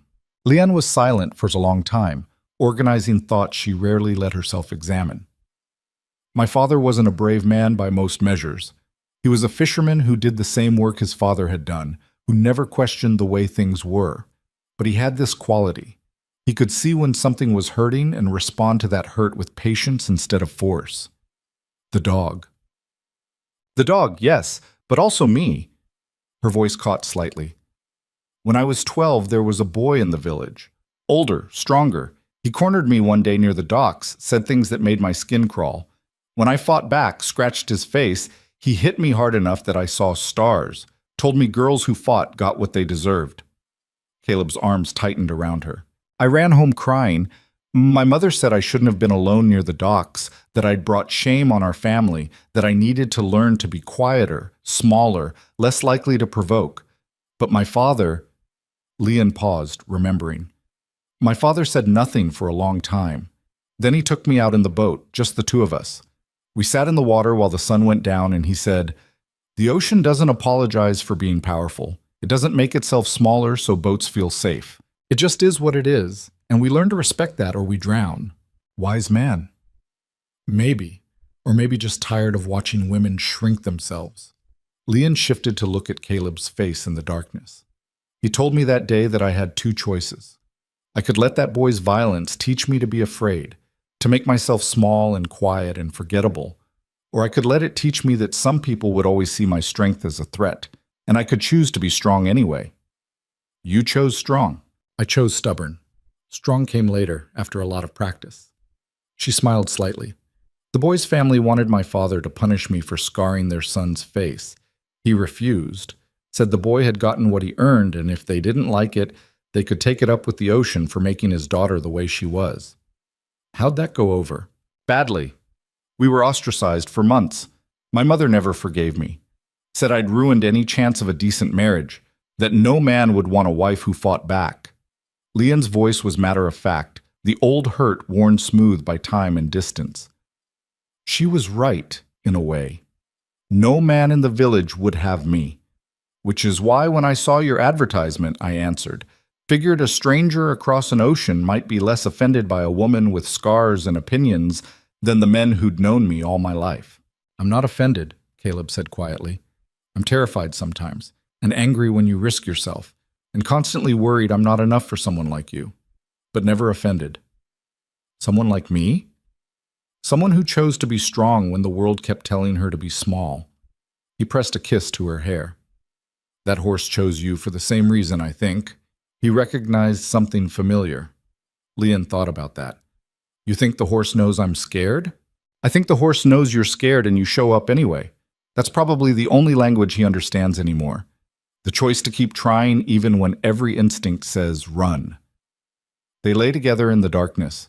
Two people learning to be married, learning that honesty was harder and more valuable than comfort. Outside, the wind picked up, rattling the windows with the promise of winter's approach. Tomorrow, Leanne said, I want to try something different with him. What? I want to stop waiting for him to come to me. I want to go in the corral, not to force anything, just to share the space. Let him get used to my presence inside his territory instead of always outside it. Caleb was quiet for so long that Leanne thought he might have fallen back asleep. Then, that's what got Tommy hurt. Tommy went in aggressive, with a rope and an agenda. I'll go in empty-handed, with nothing but patience. She felt Caleb's resistance in the tension of his body.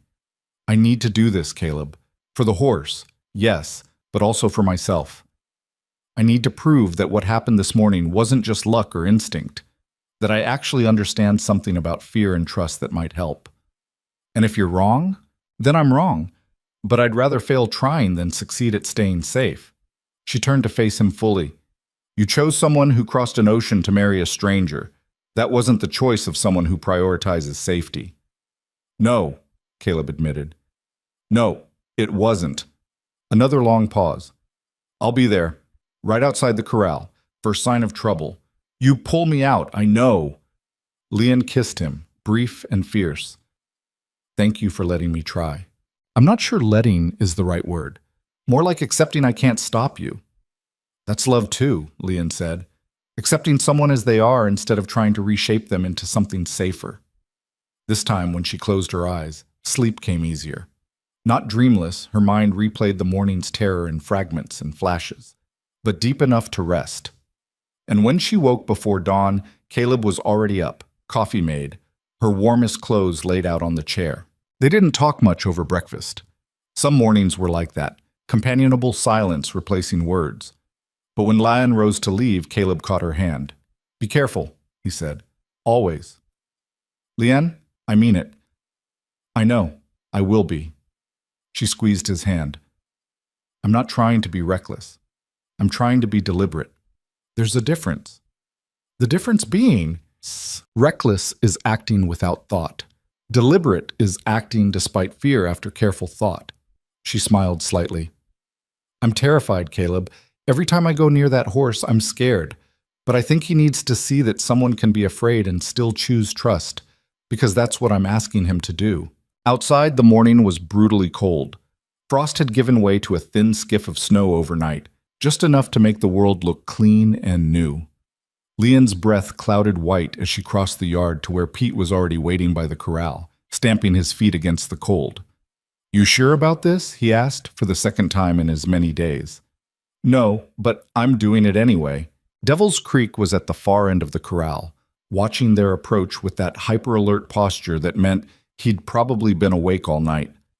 When he saw Leanne, his ears came forward slightly, not relaxed but interested, tracking her movement. Leanne stopped at the gate, her hand on the latch, but not opening it yet.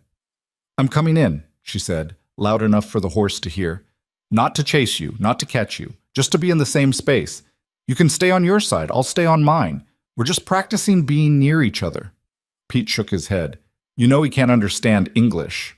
Maybe not the words, but he understands tone, intent, and I need to hear myself say it, even if he doesn't comprehend every word." Leon took a breath. "If he charges, I'm coming right back out. No heroics today." "That's the smartest thing you've said all week." She opened the gate slowly, the hinges creaking in the cold. Devil's Creek's head came up sharply, his muscles coiling, but he didn't move toward her. Didn't charge or scream or show the explosive violence of yesterday. Leanne stepped inside and closed the gate behind her. The feeling of being in the corral with the horse was completely different from being outside it. Out there, she'd had the fence between them, had the option of distance. In here, there was nowhere to hide, no barrier to stop him if he decided she was a threat. Her heart hammered. Her mouth went dry. Every survival instinct she possessed screamed at her to get out, to put the fence back between herself and danger. But she stood her ground. "Okay," she said quietly. "Here we are. Both of us scared, both of us trying to figure this out." Devil's Creek took 2 steps toward her, then stopped. His nostrils flared, scenting the air. Reading her fear, probably. Horses were good at that. They could smell adrenaline, could sense the chemical changes that came with terror. Leanne forced herself to breathe slowly, deeply. She couldn't eliminate the fear, but she could stop feeding it with shallow, panicked breaths. Could show the horse that fear didn't have to mean fight or flight. "I'm just going to stand here," she continued, using her voice as much to calm herself as the horse. "And you can do whatever you need to do. Pace if you want, come closer if you want, move away if you want. This is your space, I'm just visiting." The horse stood very still for a long moment, as if he couldn't quite believe she wasn't going to chase him, or corner him, or force some kind of confrontation. Then, slowly, he lowered his head and took a single bite of the hay scattered on the ground. Not because he was hungry, Leon suspected, but because eating was what horses did when they started to relax, when they felt safe enough to engage in normal behaviors instead of constant vigilance. It was progress. Tiny, fragile, but real. Lion eased herself down to sit in the snow, moving slowly so as not to startle him. The cold immediately soaked through her clothes, but she ignored it. This needed to happen at a level that wasn't looming, wasn't dominant, wasn't threatening. Devil's Creek watched her lower herself to the ground, his ears swiveling forward with what might have been curiosity. Then he took another bite of hay. Another. His tail swished once, not in agitation, but in the absent way horses moved when they were thinking. They stayed like that for what felt like hours, but was probably only 30 minutes. Woman sitting in snow, horse pretending to eat while surreptitiously watching her. The sun climbed higher, burning off some of the cold, but not much. Leanne's legs went numb. Her hands started to lose feeling despite her gloves. But she didn't move, didn't push. Just existed in the same space as the horse, showing him that presence didn't have to equal threat. Finally, when her body was screaming at her to stand, to move, to do something other than freeze to death in a corral, Devil's Creek did something remarkable. He walked toward her, not charging, not aggressive, just walking, slowly, carefully, like he was approaching something he didn't quite trust but found compelling anyway. Leanne's breath caught. Every muscle tensed, but she forced herself to stay still, to keep her hands in her lap, to let the horse make this choice entirely on his own terms. He came within 10 feet, then 5. Then close enough that she could see the frost forming on his whiskers, could hear the sound of his breathing, could smell the warm horse scent of him.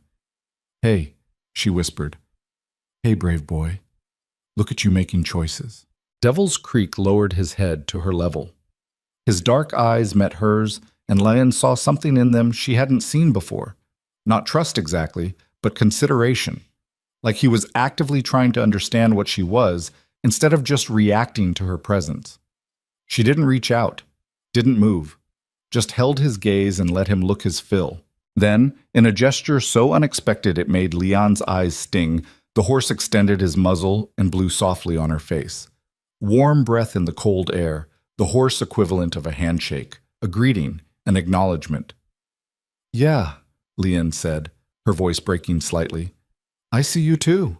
For 30 seconds, maybe a minute, they stayed like that. Close enough to touch, but not touching. Close enough for violence, but choosing stillness.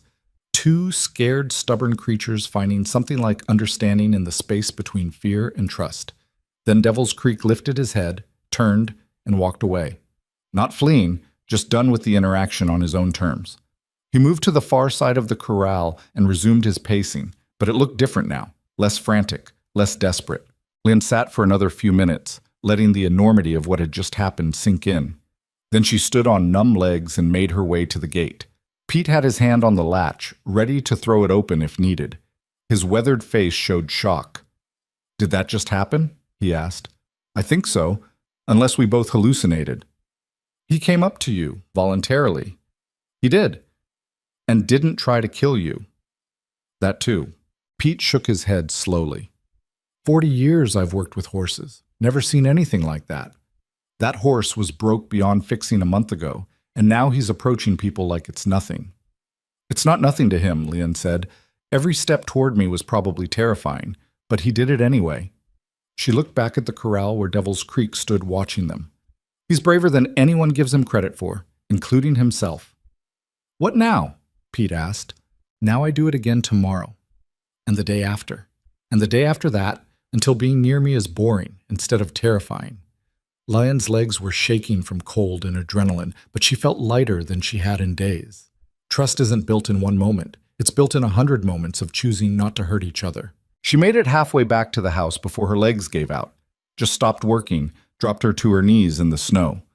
Not from fear this time, but from the sheer physical toll of holding herself together while every nerve screamed danger. Caleb was there immediately, must have been watching from somewhere. He lifted her easily, carried her the rest of the way inside, set her by the stove. "Your hands are ice," he said, chafing them between his. "How long were you in there?" "Don't know. Long enough." Her teeth were chattering now that the adrenaline was wearing off. "He came to me, Caleb. All the way across the corral, breathed on my face like horses do when they're greeting each other." "I saw." Caleb wrapped a blanket around her shoulders, pulled her close.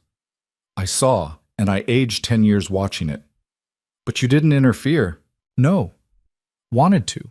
Nearly did 3 times, but you were right. It had to be his choice." He held her tighter.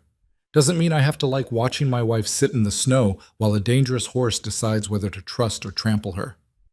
He chose trust. This time. Next time might be different. Or next time might be easier. Leanne leaned into Caleb's warmth, letting her body finally relax. "I'm learning his language, Caleb. Starting to understand what his movements mean, when he's scared versus curious versus overwhelmed. It's like learning Mandarin or in English. At first it's all noise, but gradually patterns emerge. Meanings become clear. And what's he telling you? Lian thought about the horse's approach, the deliberate slowness of it, the way he'd stopped just short of touching distance. He's saying he wants to trust but doesn't know how. That every time he starts to relax, something reminds him that trust got him hurt before. So he's testing, coming close, then retreating, seeing if I'll punish the approach or allow the retreat without judgment. What are you telling him back? That I'll be here regardless. That his fear doesn't make him broken. That healing doesn't have a timeline. She pulled back to look at Caleb's face. Same things I'm trying to tell myself. Understanding flickered in his eyes. You're not just training the horse. No. I'm training myself to believe that being scared doesn't mean being weak. That you can be terrified and still show up. That trust is worth the risk even when risk has teeth and hooves. Her voice was steady despite the emotion behind it. And maybe if I can convince the horse, I'll start convincing myself too. Caleb kissed her forehead, her cheek, her mouth. You're the strongest person I know, he said quietly, and the most terrifying. And I'm grateful every day that you chose this life. Even when I'm risking my neck? Especially then, because it means you care enough about something to fight for it. He stood, pulled her up with him. But right now you're getting warm food and hot tea, and you're resting until feeling returns to all your extremities. Lian didn't argue. She let Caleb fuss, let him make her tea and toast, let him wrap her in blankets until she looked ridiculous. Because this was partnership too. Letting someone care for you when you'd spent all your strength caring for something else. The rest of the day passed in a blur of warmth and rest. Lian dozed by the fire, her body finally demanding the sleep she'd denied it the night before. When she woke, it was late afternoon, the light already fading toward evening. She found Marcus in the barn, mending tack. He looked up when she entered, his expression carefully neutral. Heard you had a breakthrough with the horse, he said. Maybe. Or maybe just one good moment in a sea of difficult ones. Marcus nodded slowly. That's ranch work. That's life, really. You take the good moments when they come and try not to let the hard ones break you. Is that your way of saying I'm doing okay? It's my way of saying I was wrong about you. He set down the bridle he'd been working on. Thought Caleb was making a mistake, bringing in a foreign wife who didn't know ranch ways. Thought you'd last a month before running back to wherever you came from. I'm stubborn. Yeah, that you are, but... Marcus's weathered face creased into something that might have been a smile. But you're also learning fast, working hard, and not making excuses when things get difficult. That's worth more than knowing ranch ways from birth. Coming from Marcus, it was practically a declaration of love. Lian felt something warm settle in her chest. Thank you. That means a lot. Don't let it go to your head. You're still green as grass about half of ranch work. But his tone was fond now, gruff but genuine. Just means you've got room to grow instead of thinking you know everything already. I definitely don't know everything. Good. Day you think you do is the day you stop learning. He picked up the bridle again, his hands moving with the muscle memory of decades. That horse is lucky to have you. Probably doesn't know it yet, but he is. I'm lucky to have him too. He's teaching me things I didn't know I needed to learn. Like what? Like how to be patient with myself. How to recognize that healing isn't linear. How to show up for something even when I'm terrified. Lian leaned against a post, watching Marcus work. And how to accept that sometimes being broken isn't permanent. Sometimes it's just the state you're in before you learn how to be whole in a different way. Marcus was quiet for a long moment. You talking about the horse or yourself? Both. Neither. Does it matter? Suppose not. He finished the stitch he was working on, tested the strength of the repair. My wife died 3 years ago. Cancer. Took her fast, which I guess was a mercy, but it didn't feel like one at the time. His voice was matter of fact, but Lian heard the pain underneath. After she passed, I thought I was done. Thought I'd just work until I couldn't work anymore, then die. Didn't see the point in much else. What changed? Nothing changed. I'm still working toward the same end, but somewhere along the way I realized that being broken doesn't mean being useless. That you can be grieving and still show up for the work. That wholeness isn't required for living, just for pretending everything's fine. He looked at her directly. That horse is teaching you what loss taught me. That surviving doesn't mean being unscathed. It just means being willing to keep going anyway. Lian didn't know what to say to that. The honesty was unexpected, the vulnerability rare from a man who usually kept his emotions locked behind gruffness and routine. "Thank you for telling me that," she finally said. "Yeah, well, don't spread it around. Got a reputation to maintain." But Marcus's eyes were kind. "Point is, you're doing good work with that horse, and with yourself. Don't stop just because it gets hard." "Wasn't planning on it." "Good." Lian left him to his tack mending and walked out into the early evening. The temperature was dropping fast, winter settling in with the kind of cold that made breath hurt. Snow was coming, the real kind that would last until spring. The ranch was preparing, extra hay stockpiled, fences reinforced, equipment sheltered. And in the far corral, Devil's Creek stood watching the house with what might have been expectation. Tomorrow, Lian would go back, would sit in the cold, would offer her presence, would continue the slow, difficult work of building trust with a creature that had every reason to reject it. But tonight, she stood in the yard watching the first stars appear and thought about Marcus's words, about being broken and useful, about surviving without being unscathed, about all the ways people and horses learned to keep going when everything told them to quit. She thought about her father and his patient dog, about the boy who'd hit her and the man who'd defended her, about the village she'd left and the ranch she was claiming as home. And she thought about tomorrow, when she'd wake up and do it all again. The fear, the cold, the slow accumulation of small moments that might eventually add up to something like trust. It wasn't the life she'd imagined answering that advertisement. It was harder, stranger, more terrifying. But it was hers, and she was choosing it. Every day, every frozen morning, every moment of sitting in the snow while a scared horse decided whether to believe in her. She was choosing it, and that made all the difference. The next 2 weeks passed in a rhythm that became almost meditative. Every morning, Lian went to the corral. Every morning, she sat in the cold while Devil's Creek decided whether to acknowledge her. And every morning, he came a little closer, stayed a little longer, relaxed a fraction more into her presence. The ranch hands stopped watching with skepticism and started watching with something closer to respect. Even Tommy, whose pride had nearly gotten him killed, began asking questions about her approach instead of dismissing it outright. "How do you know when he's ready for more?" Tommy asked one afternoon.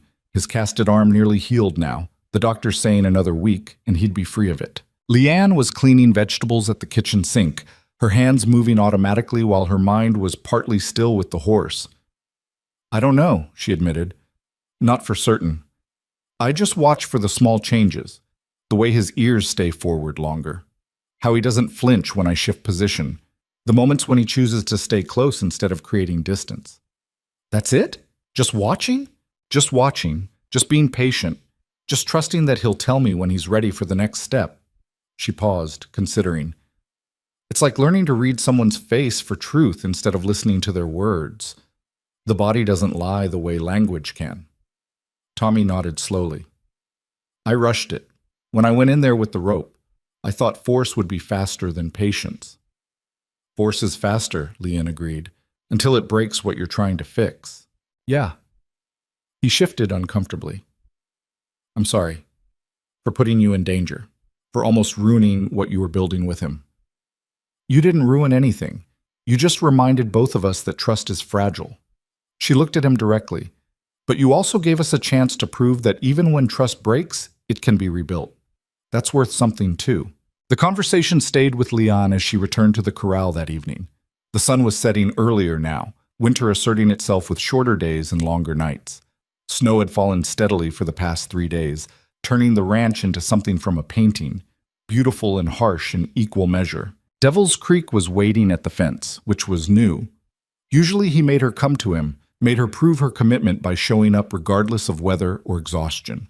But today he stood near the gate, his breath clouding white in the cold air, his dark eyes watching the house as if he'd been waiting for her specifically.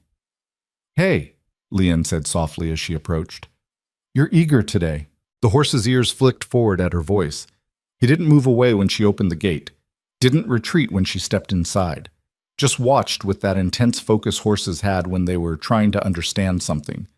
Leanne moved to her usual spot against the fence and lowered herself to sit.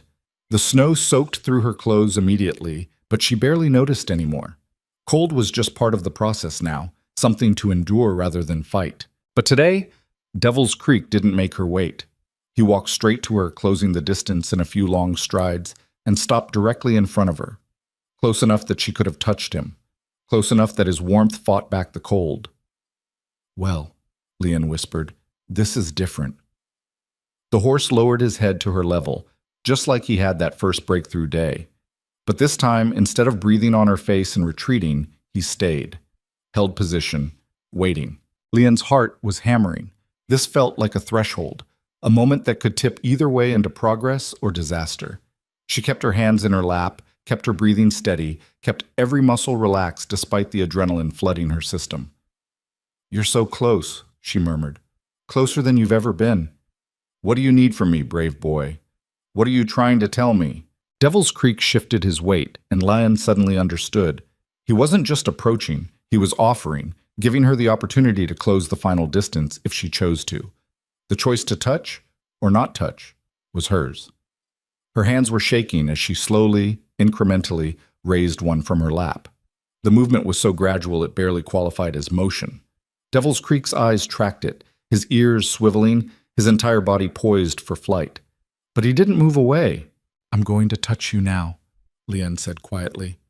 "Just my hand on your nose, nothing more.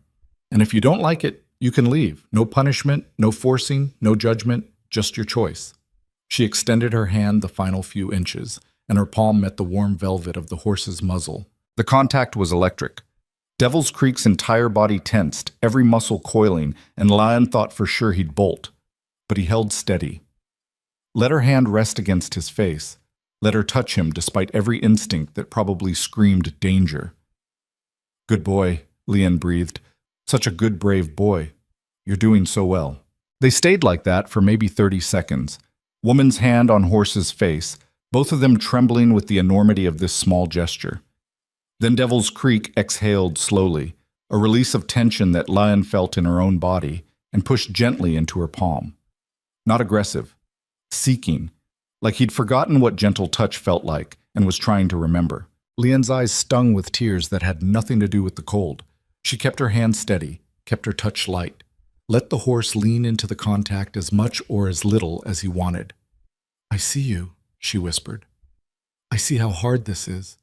I see you choosing trust even though trust hurt you before. You're so much braver than anyone knows." After a minute, maybe two, Devil's Creek lifted his head and stepped back, creating distance on his own terms, ending the interaction when he'd had enough. He didn't run, didn't panic, just moved to the center of the corral and stood there processing. Leanne sat in the snow, her hands still warm from the contact, and cried. Not from sadness, but from the sheer weight of what had just happened. A horse that had been broken by violence had just chosen gentleness, had allowed touch from a human despite every reason to refuse it. It was more than progress. It was transformation. She was still sitting there, tears freezing on her face, when Caleb appeared at the fence. "I saw," he said quietly, "from the barn. I saw him let you touch him." "He chose it," Leanne said, her voice thick. "I didn't force or trick or coerce. He made the choice himself." "I know." Caleb climbed into the corral, something he rarely did, and helped her to her feet. Her legs had gone completely numb. "I know, and I'm so proud of you I don't have words for it. It wasn't me. It was him. His courage. His choice. It was both of you." Caleb held her close, sharing warmth. "You showed him a different way was possible. He chose to believe you. That's partnership." They stood together in the snow while Devil's Creek watched from a distance. The horse's posture was different now, not relaxed exactly, but not coiled for violence either. Something in between. Something like a creature beginning to remember that the world could hold gentleness alongside danger. That night, the ranch gathered for dinner. Marcus had shot a deer and they made venison stew that filled the kitchen with warmth and rich smells. The hands sat around the table, Marcus, Jake, Tommy, Pete, and a few others who drifted in from the bunkhouse when food smells promised something better than their usual fare. Leanne served the meal, but this time when she sat down, there was a chair waiting for her at the table. Not an afterthought, not a concession, but a place that had been deliberately saved. "Heard you made contact with Devil's Creek today," Jake said, ladling stew into his bowl. "Full touch, hand to face." "I did." "How'd it feel?" Leon thought about the question, about the warm velvet of the horse's muzzle and the trembling she'd felt in both their bodies. Like a promise being kept, like proof that patience is stronger than force. "Poetic," Marcus said, but without mockery. "Also accurate. That horse was minutes from being put down a month ago. Now he's accepting touch. That's not luck. That's skill." "It's understanding," Leon corrected gently. "Understanding that fear makes creatures dangerous, but it doesn't make them irredeemable. And that healing happens on its own timeline, not ours." Tommy cleared his throat. "I learned something from watching you work with him. About myself, I guess." The table went quiet, all eyes on the young ranch hand. "I thought strength meant never backing down, never showing weakness, never admitting when something was too much for me." His voice was steady despite the obvious difficulty of the admission. "But watching you sit in the cold day after day, getting nowhere sometimes and making tiny progress other times, never giving up but also never forcing, that taught me that real strength is knowing when to push and when to wait." "That's wise," Leon said softly. "Took me a long time to learn it. Still learning, really." "We're all still learning," Caleb added. "Anyone who thinks they know everything about working with animals or people or life in general is either lying or delusional." "Or Marcus," Jake said with a grin, and the table erupted in laughter, even Marcus cracking a smile. The evening passed in warmth and companionship, the kind that came from shared work and mutual respect. These men who doubted her were becoming something like family, rough and imperfect, but genuine. And Leanne, who'd crossed an ocean to escape a village that saw her as a burden, was finding her place in a world that was learning to value her exactly as she was. Later, lying in bed beside Caleb, Leanne stared at the ceiling and thought about tomorrow. "I want to try leading him," she said into the darkness. Caleb shifted. "Leading him how?" "With a rope. Not to force him, just to see if he'll follow. If he trusts me enough to let me guide him around the corral." She felt Caleb's tension even in the dark. "I think he's ready, and I think if I don't try soon, I'll lose my nerve." "What if he's not ready?" "Then he'll tell me, and I'll back off. But I have to try, Caleb. We can't stay in this limbo forever. Me touching him, but nothing more. Eventually he needs to be useful. That's what saves him long term. Not just tolerance, but purpose." Caleb was quiet for a long time. "When?" "Tomorrow, if the weather holds." "I'll be there." "I know." But the weather didn't hold.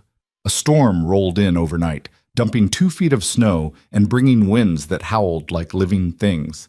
The ranch shut down to essential work only, feeding animals, keeping paths clear, making sure nothing froze that couldn't afford to freeze. Leanne spent the day cooking, baking bread, and preparing meals that would last, keeping the stove hot so the house stayed warm. But her mind was with the horse, wondering if he was cold, if he was scared, if he understood that she hadn't abandoned him when she didn't come to the corral. The storm lasted 3 days. 3 days of being housebound, of watching the world turn white beyond the windows, of the ranch becoming an island in a sea of snow. When the weather finally broke, Leanne was out the door before breakfast was fully prepared, leaving Caleb to finish the coffee while she fought through snowdrifts to reach the far corral. Devil's Creek was standing near the fence, covered in snow but otherwise fine. When he saw her, his head came up sharply, and he whinnied, the first sound she'd heard him make that wasn't a scream of rage or terror. It sounded almost like a greeting. "I'm sorry," Leanne called out, fighting her way through the snow. "I'm sorry I couldn't come. The storm was too bad. But I'm here now. I didn't forget you." She reached the fence, breathless from the exertion, and Devil's Creek came straight to her, pushed his nose through the rails, seeking contact, seeking reassurance that she was real and present, and hadn't disappeared like everything else good in his life probably had. Lynn pressed her forehead to his, feeling the warmth of him through the cold. "I'm here," she whispered. "Always going to be here. That's the deal. You trust me, I show up, no matter what." The horse breathed out slowly, his breath warm on her face. When she entered the corral, he didn't retreat. When she pulled the lead rope from her pocket, soft cotton, nothing harsh or frightening, he didn't bolt. He just watched, waiting to see what she'd do. "I want to try something," Lian said, moving slowly, telegraphing every motion. "I want to see if you'll let me put this rope around your neck. Not to force you anywhere, just to connect us. And then maybe, if you're okay with it, we'll walk together. Just around the corral. You and me, practicing moving as a team." She approached slowly, the rope loose in her hands. Devil's Creek's muscles tensed. His eyes showed white around the edges, but he didn't move away. Didn't charge. Just stood there trembling as Lian got close enough to touch. "That's it," she murmured. "You're doing so well. You're so brave." She lifted the rope slowly, giving him every opportunity to refuse, to run, to reject this new step.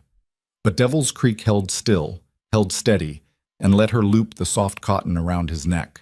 The moment the rope settled into place, the horse's entire body went rigid. His breathing accelerated. His eyes went wild. And Lian knew she had maybe 5 seconds before he panicked completely. "Easy," she said firmly. "Easy now. It's just rope. Just connection. Doesn't mean pain. Doesn't mean force." She kept her voice rhythmic, steady, anchoring. "Breathe with me. In and out. That's all we're doing. Just breathing together." Devil's Creek's sides were heaving. Sweat broke out on his coat despite the cold. But he didn't bolt. Didn't rear. Didn't explode into the violence everyone had expected. He just stood there shaking while Lian held the rope loose and waited for him to find his calm. It took 5 minutes. 5 minutes of talking, breathing, being present while the horse fought his demons. But gradually, incrementally, Devil's Creek's breathing slowed. His muscles unlocked. His eyes cleared. And when Lian took a single step backward, holding the rope gentle and light, the horse took a step forward, following her, choosing to follow. "Good boy," Lian breathed. "Such a good, brave boy." She took another step. The horse followed. Another step. Another following. They moved around the corral in slow circles, woman leading and horse choosing to be led, building a dance of trust that neither had known was possible a month ago. By the time they'd circled the corral 3 times, Devil's Creek was walking beside her instead of behind, his head level with her shoulder, his breathing calm. Not a broken horse being forced to obey, but a partner choosing to move in cooperation. When Lian finally stopped and removed the rope, the horse didn't flee. He stayed close, pushing his nose into her shoulder, seeking the contact that had become familiar instead of frightening. "We did it," Lian whispered into his mane. "We actually did it." She looked up to find the entire ranch watching from the fence. Caleb, Marcus, Jake, Tommy, Pete, all of them standing in the snow, silent witnesses to something they'd thought impossible. "Well, I'll be damned," Marcus said finally. "That's a broke horse." "No," Lian corrected, walking Devil's Creek toward the fence. "That's a healed horse. There's a difference." She opened the gate and led the horse out, actually led him, walking freely beside her with nothing but a loose rope and mutual trust. The hands stepped back, giving them space, their faces showing shock and respect in equal measure. Lian walked Devil's Creek around the yard once, then back to his corral. She removed the rope, and the horse stood there for a moment, as if deciding what to do with this new freedom. Then he lowered his head and nuzzled her shoulder. Gentle, seeking, a gesture of trust that was worth more than any amount of forced obedience. "Go on," Lian said softly. "You did good. Get some rest." Devil's Creek turned and walked back into his corral, his movements calm and purposeful. When he reached the center, he lowered himself to the ground and lay down in the snow. Actually, lay down. Something he'd been too afraid to do since arriving at the ranch, trusting that he was safe enough to truly rest. Jake whistled low. "Never thought I'd see that animal sleep." "He just needed someone to show him the world wasn't all threat," Lian said. "Once he believed it, he could let go." The men dispersed slowly, heading back to their work, their conversations low and awed. But Caleb stayed, watching Lian with an expression she couldn't quite read. "What?" she asked. "Just thinking about the day you arrived. How small you looked getting off that train. How terrified I was that I'd made a mistake bringing you here." He shook his head slowly. "And now you're standing in the snow having just accomplished something I've never seen done. Having proven that everything I worried about was backward." "What do you mean?"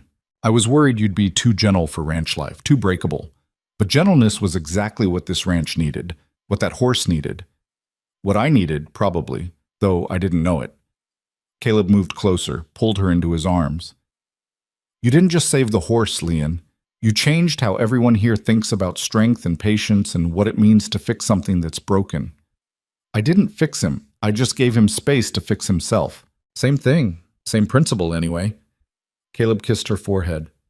I love you. I know we haven't said it much, that we married as strangers and are still figuring out what we mean to each other. But I love you. And I'm grateful every day that you were brave enough to answer that advertisement.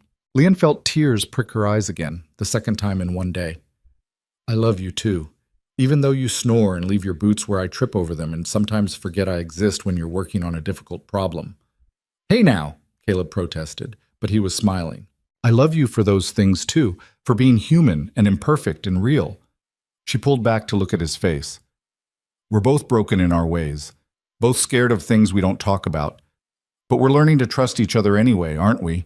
Just like the horse learned to trust me. Yeah, Caleb said softly. Yeah, we are. The weeks that followed were different. Not easier, exactly. Ranch work was still hard, winter was still brutal, and Devil's Creek still had moments when old fears resurfaced. But there was a shift, a fundamental change in how things operated. Lynn worked with the horse daily, building on the foundation of trust they'd established. She taught him to wear a bridle, to accept a saddle, to stand for grooming. Each step was negotiated, not forced. Each new thing introduced slowly, with patience and respect for his fear. And slowly, the dangerous horse everyone had written off became something else. Became useful, became trained, became the kind of horse that Caleb could ride out to check cattle, that Marcus could use for herding, that even Tommy eventually learned to work with. But more than that, Devil's Creek became proof of what everyone had thought impossible. Proof that patience could succeed where force failed, that understanding fear was more powerful than ignoring it, that broken things could become whole again if given enough space and time and stubborn, unreasonable hope. The ranch hands changed too. They started asking Leon for advice with difficult horses, with cattle that had been traumatized, with any animal that was proving resistant to traditional methods. And gradually, her approach became part of the ranch's culture, not replacing the old ways entirely, but adding to them, expanding what was possible. One evening in late winter, with spring just beginning to show itself in the longer days and melting snow, Leon stood at the kitchen window watching Devil's Creek graze peacefully in the corral beside the other horses. He'd been integrated into the herd 2 weeks ago, and after some initial posturing, had settled in like he'd always belonged. You thinking about him? Caleb asked, coming up behind her and wrapping his arms around her waist. Thinking about how far he's come. How far we've all come. We? You, me, the ranch, the horse. All of us. We're all different than we were when I arrived. She leaned back into Caleb's warmth. I was so scared that first month. Scared I'd made a mistake, scared I'd never fit, scared I'd always be the foreign bride everyone resented. And now? Now I'm still scared sometimes. Still foreign in ways that matter. Still learning. She turned to face him. But I'm not trying to fit anymore. I'm just being who I am and letting everyone else adjust to that. Turns out that's easier than trying to become someone they'd accept. For what it's worth, they do accept you. More than accept. They respect you. I know. Took proving myself in ways I didn't expect, but I know. She smiled. Marcus asked me yesterday to work with his friend's horse. Says it's got behavioral issues and traditional training isn't working. He thinks I might have ideas. What'd you say? I said I'd try. That's all I can ever promise. That I'll try, and I'll be patient, and I'll respect what the animal needs instead of what humans want. She paused. It's strange. In my village, I was useless. A burden. A daughter who should have been a son. But here, doing the exact same thing I always did, seeing the scared creature underneath the dangerous behavior, that's valuable. That's a skill people want. It's the same everywhere, Caleb said quietly. The world is full of scared, broken things that people don't know how to help because they've forgotten how to see past the danger to the hurt underneath. You haven't forgotten. That's rare. That's precious. They stood together as darkness fell, watching the horse who'd been too dangerous to save now peacefully existing alongside creatures he would have attacked a few months ago.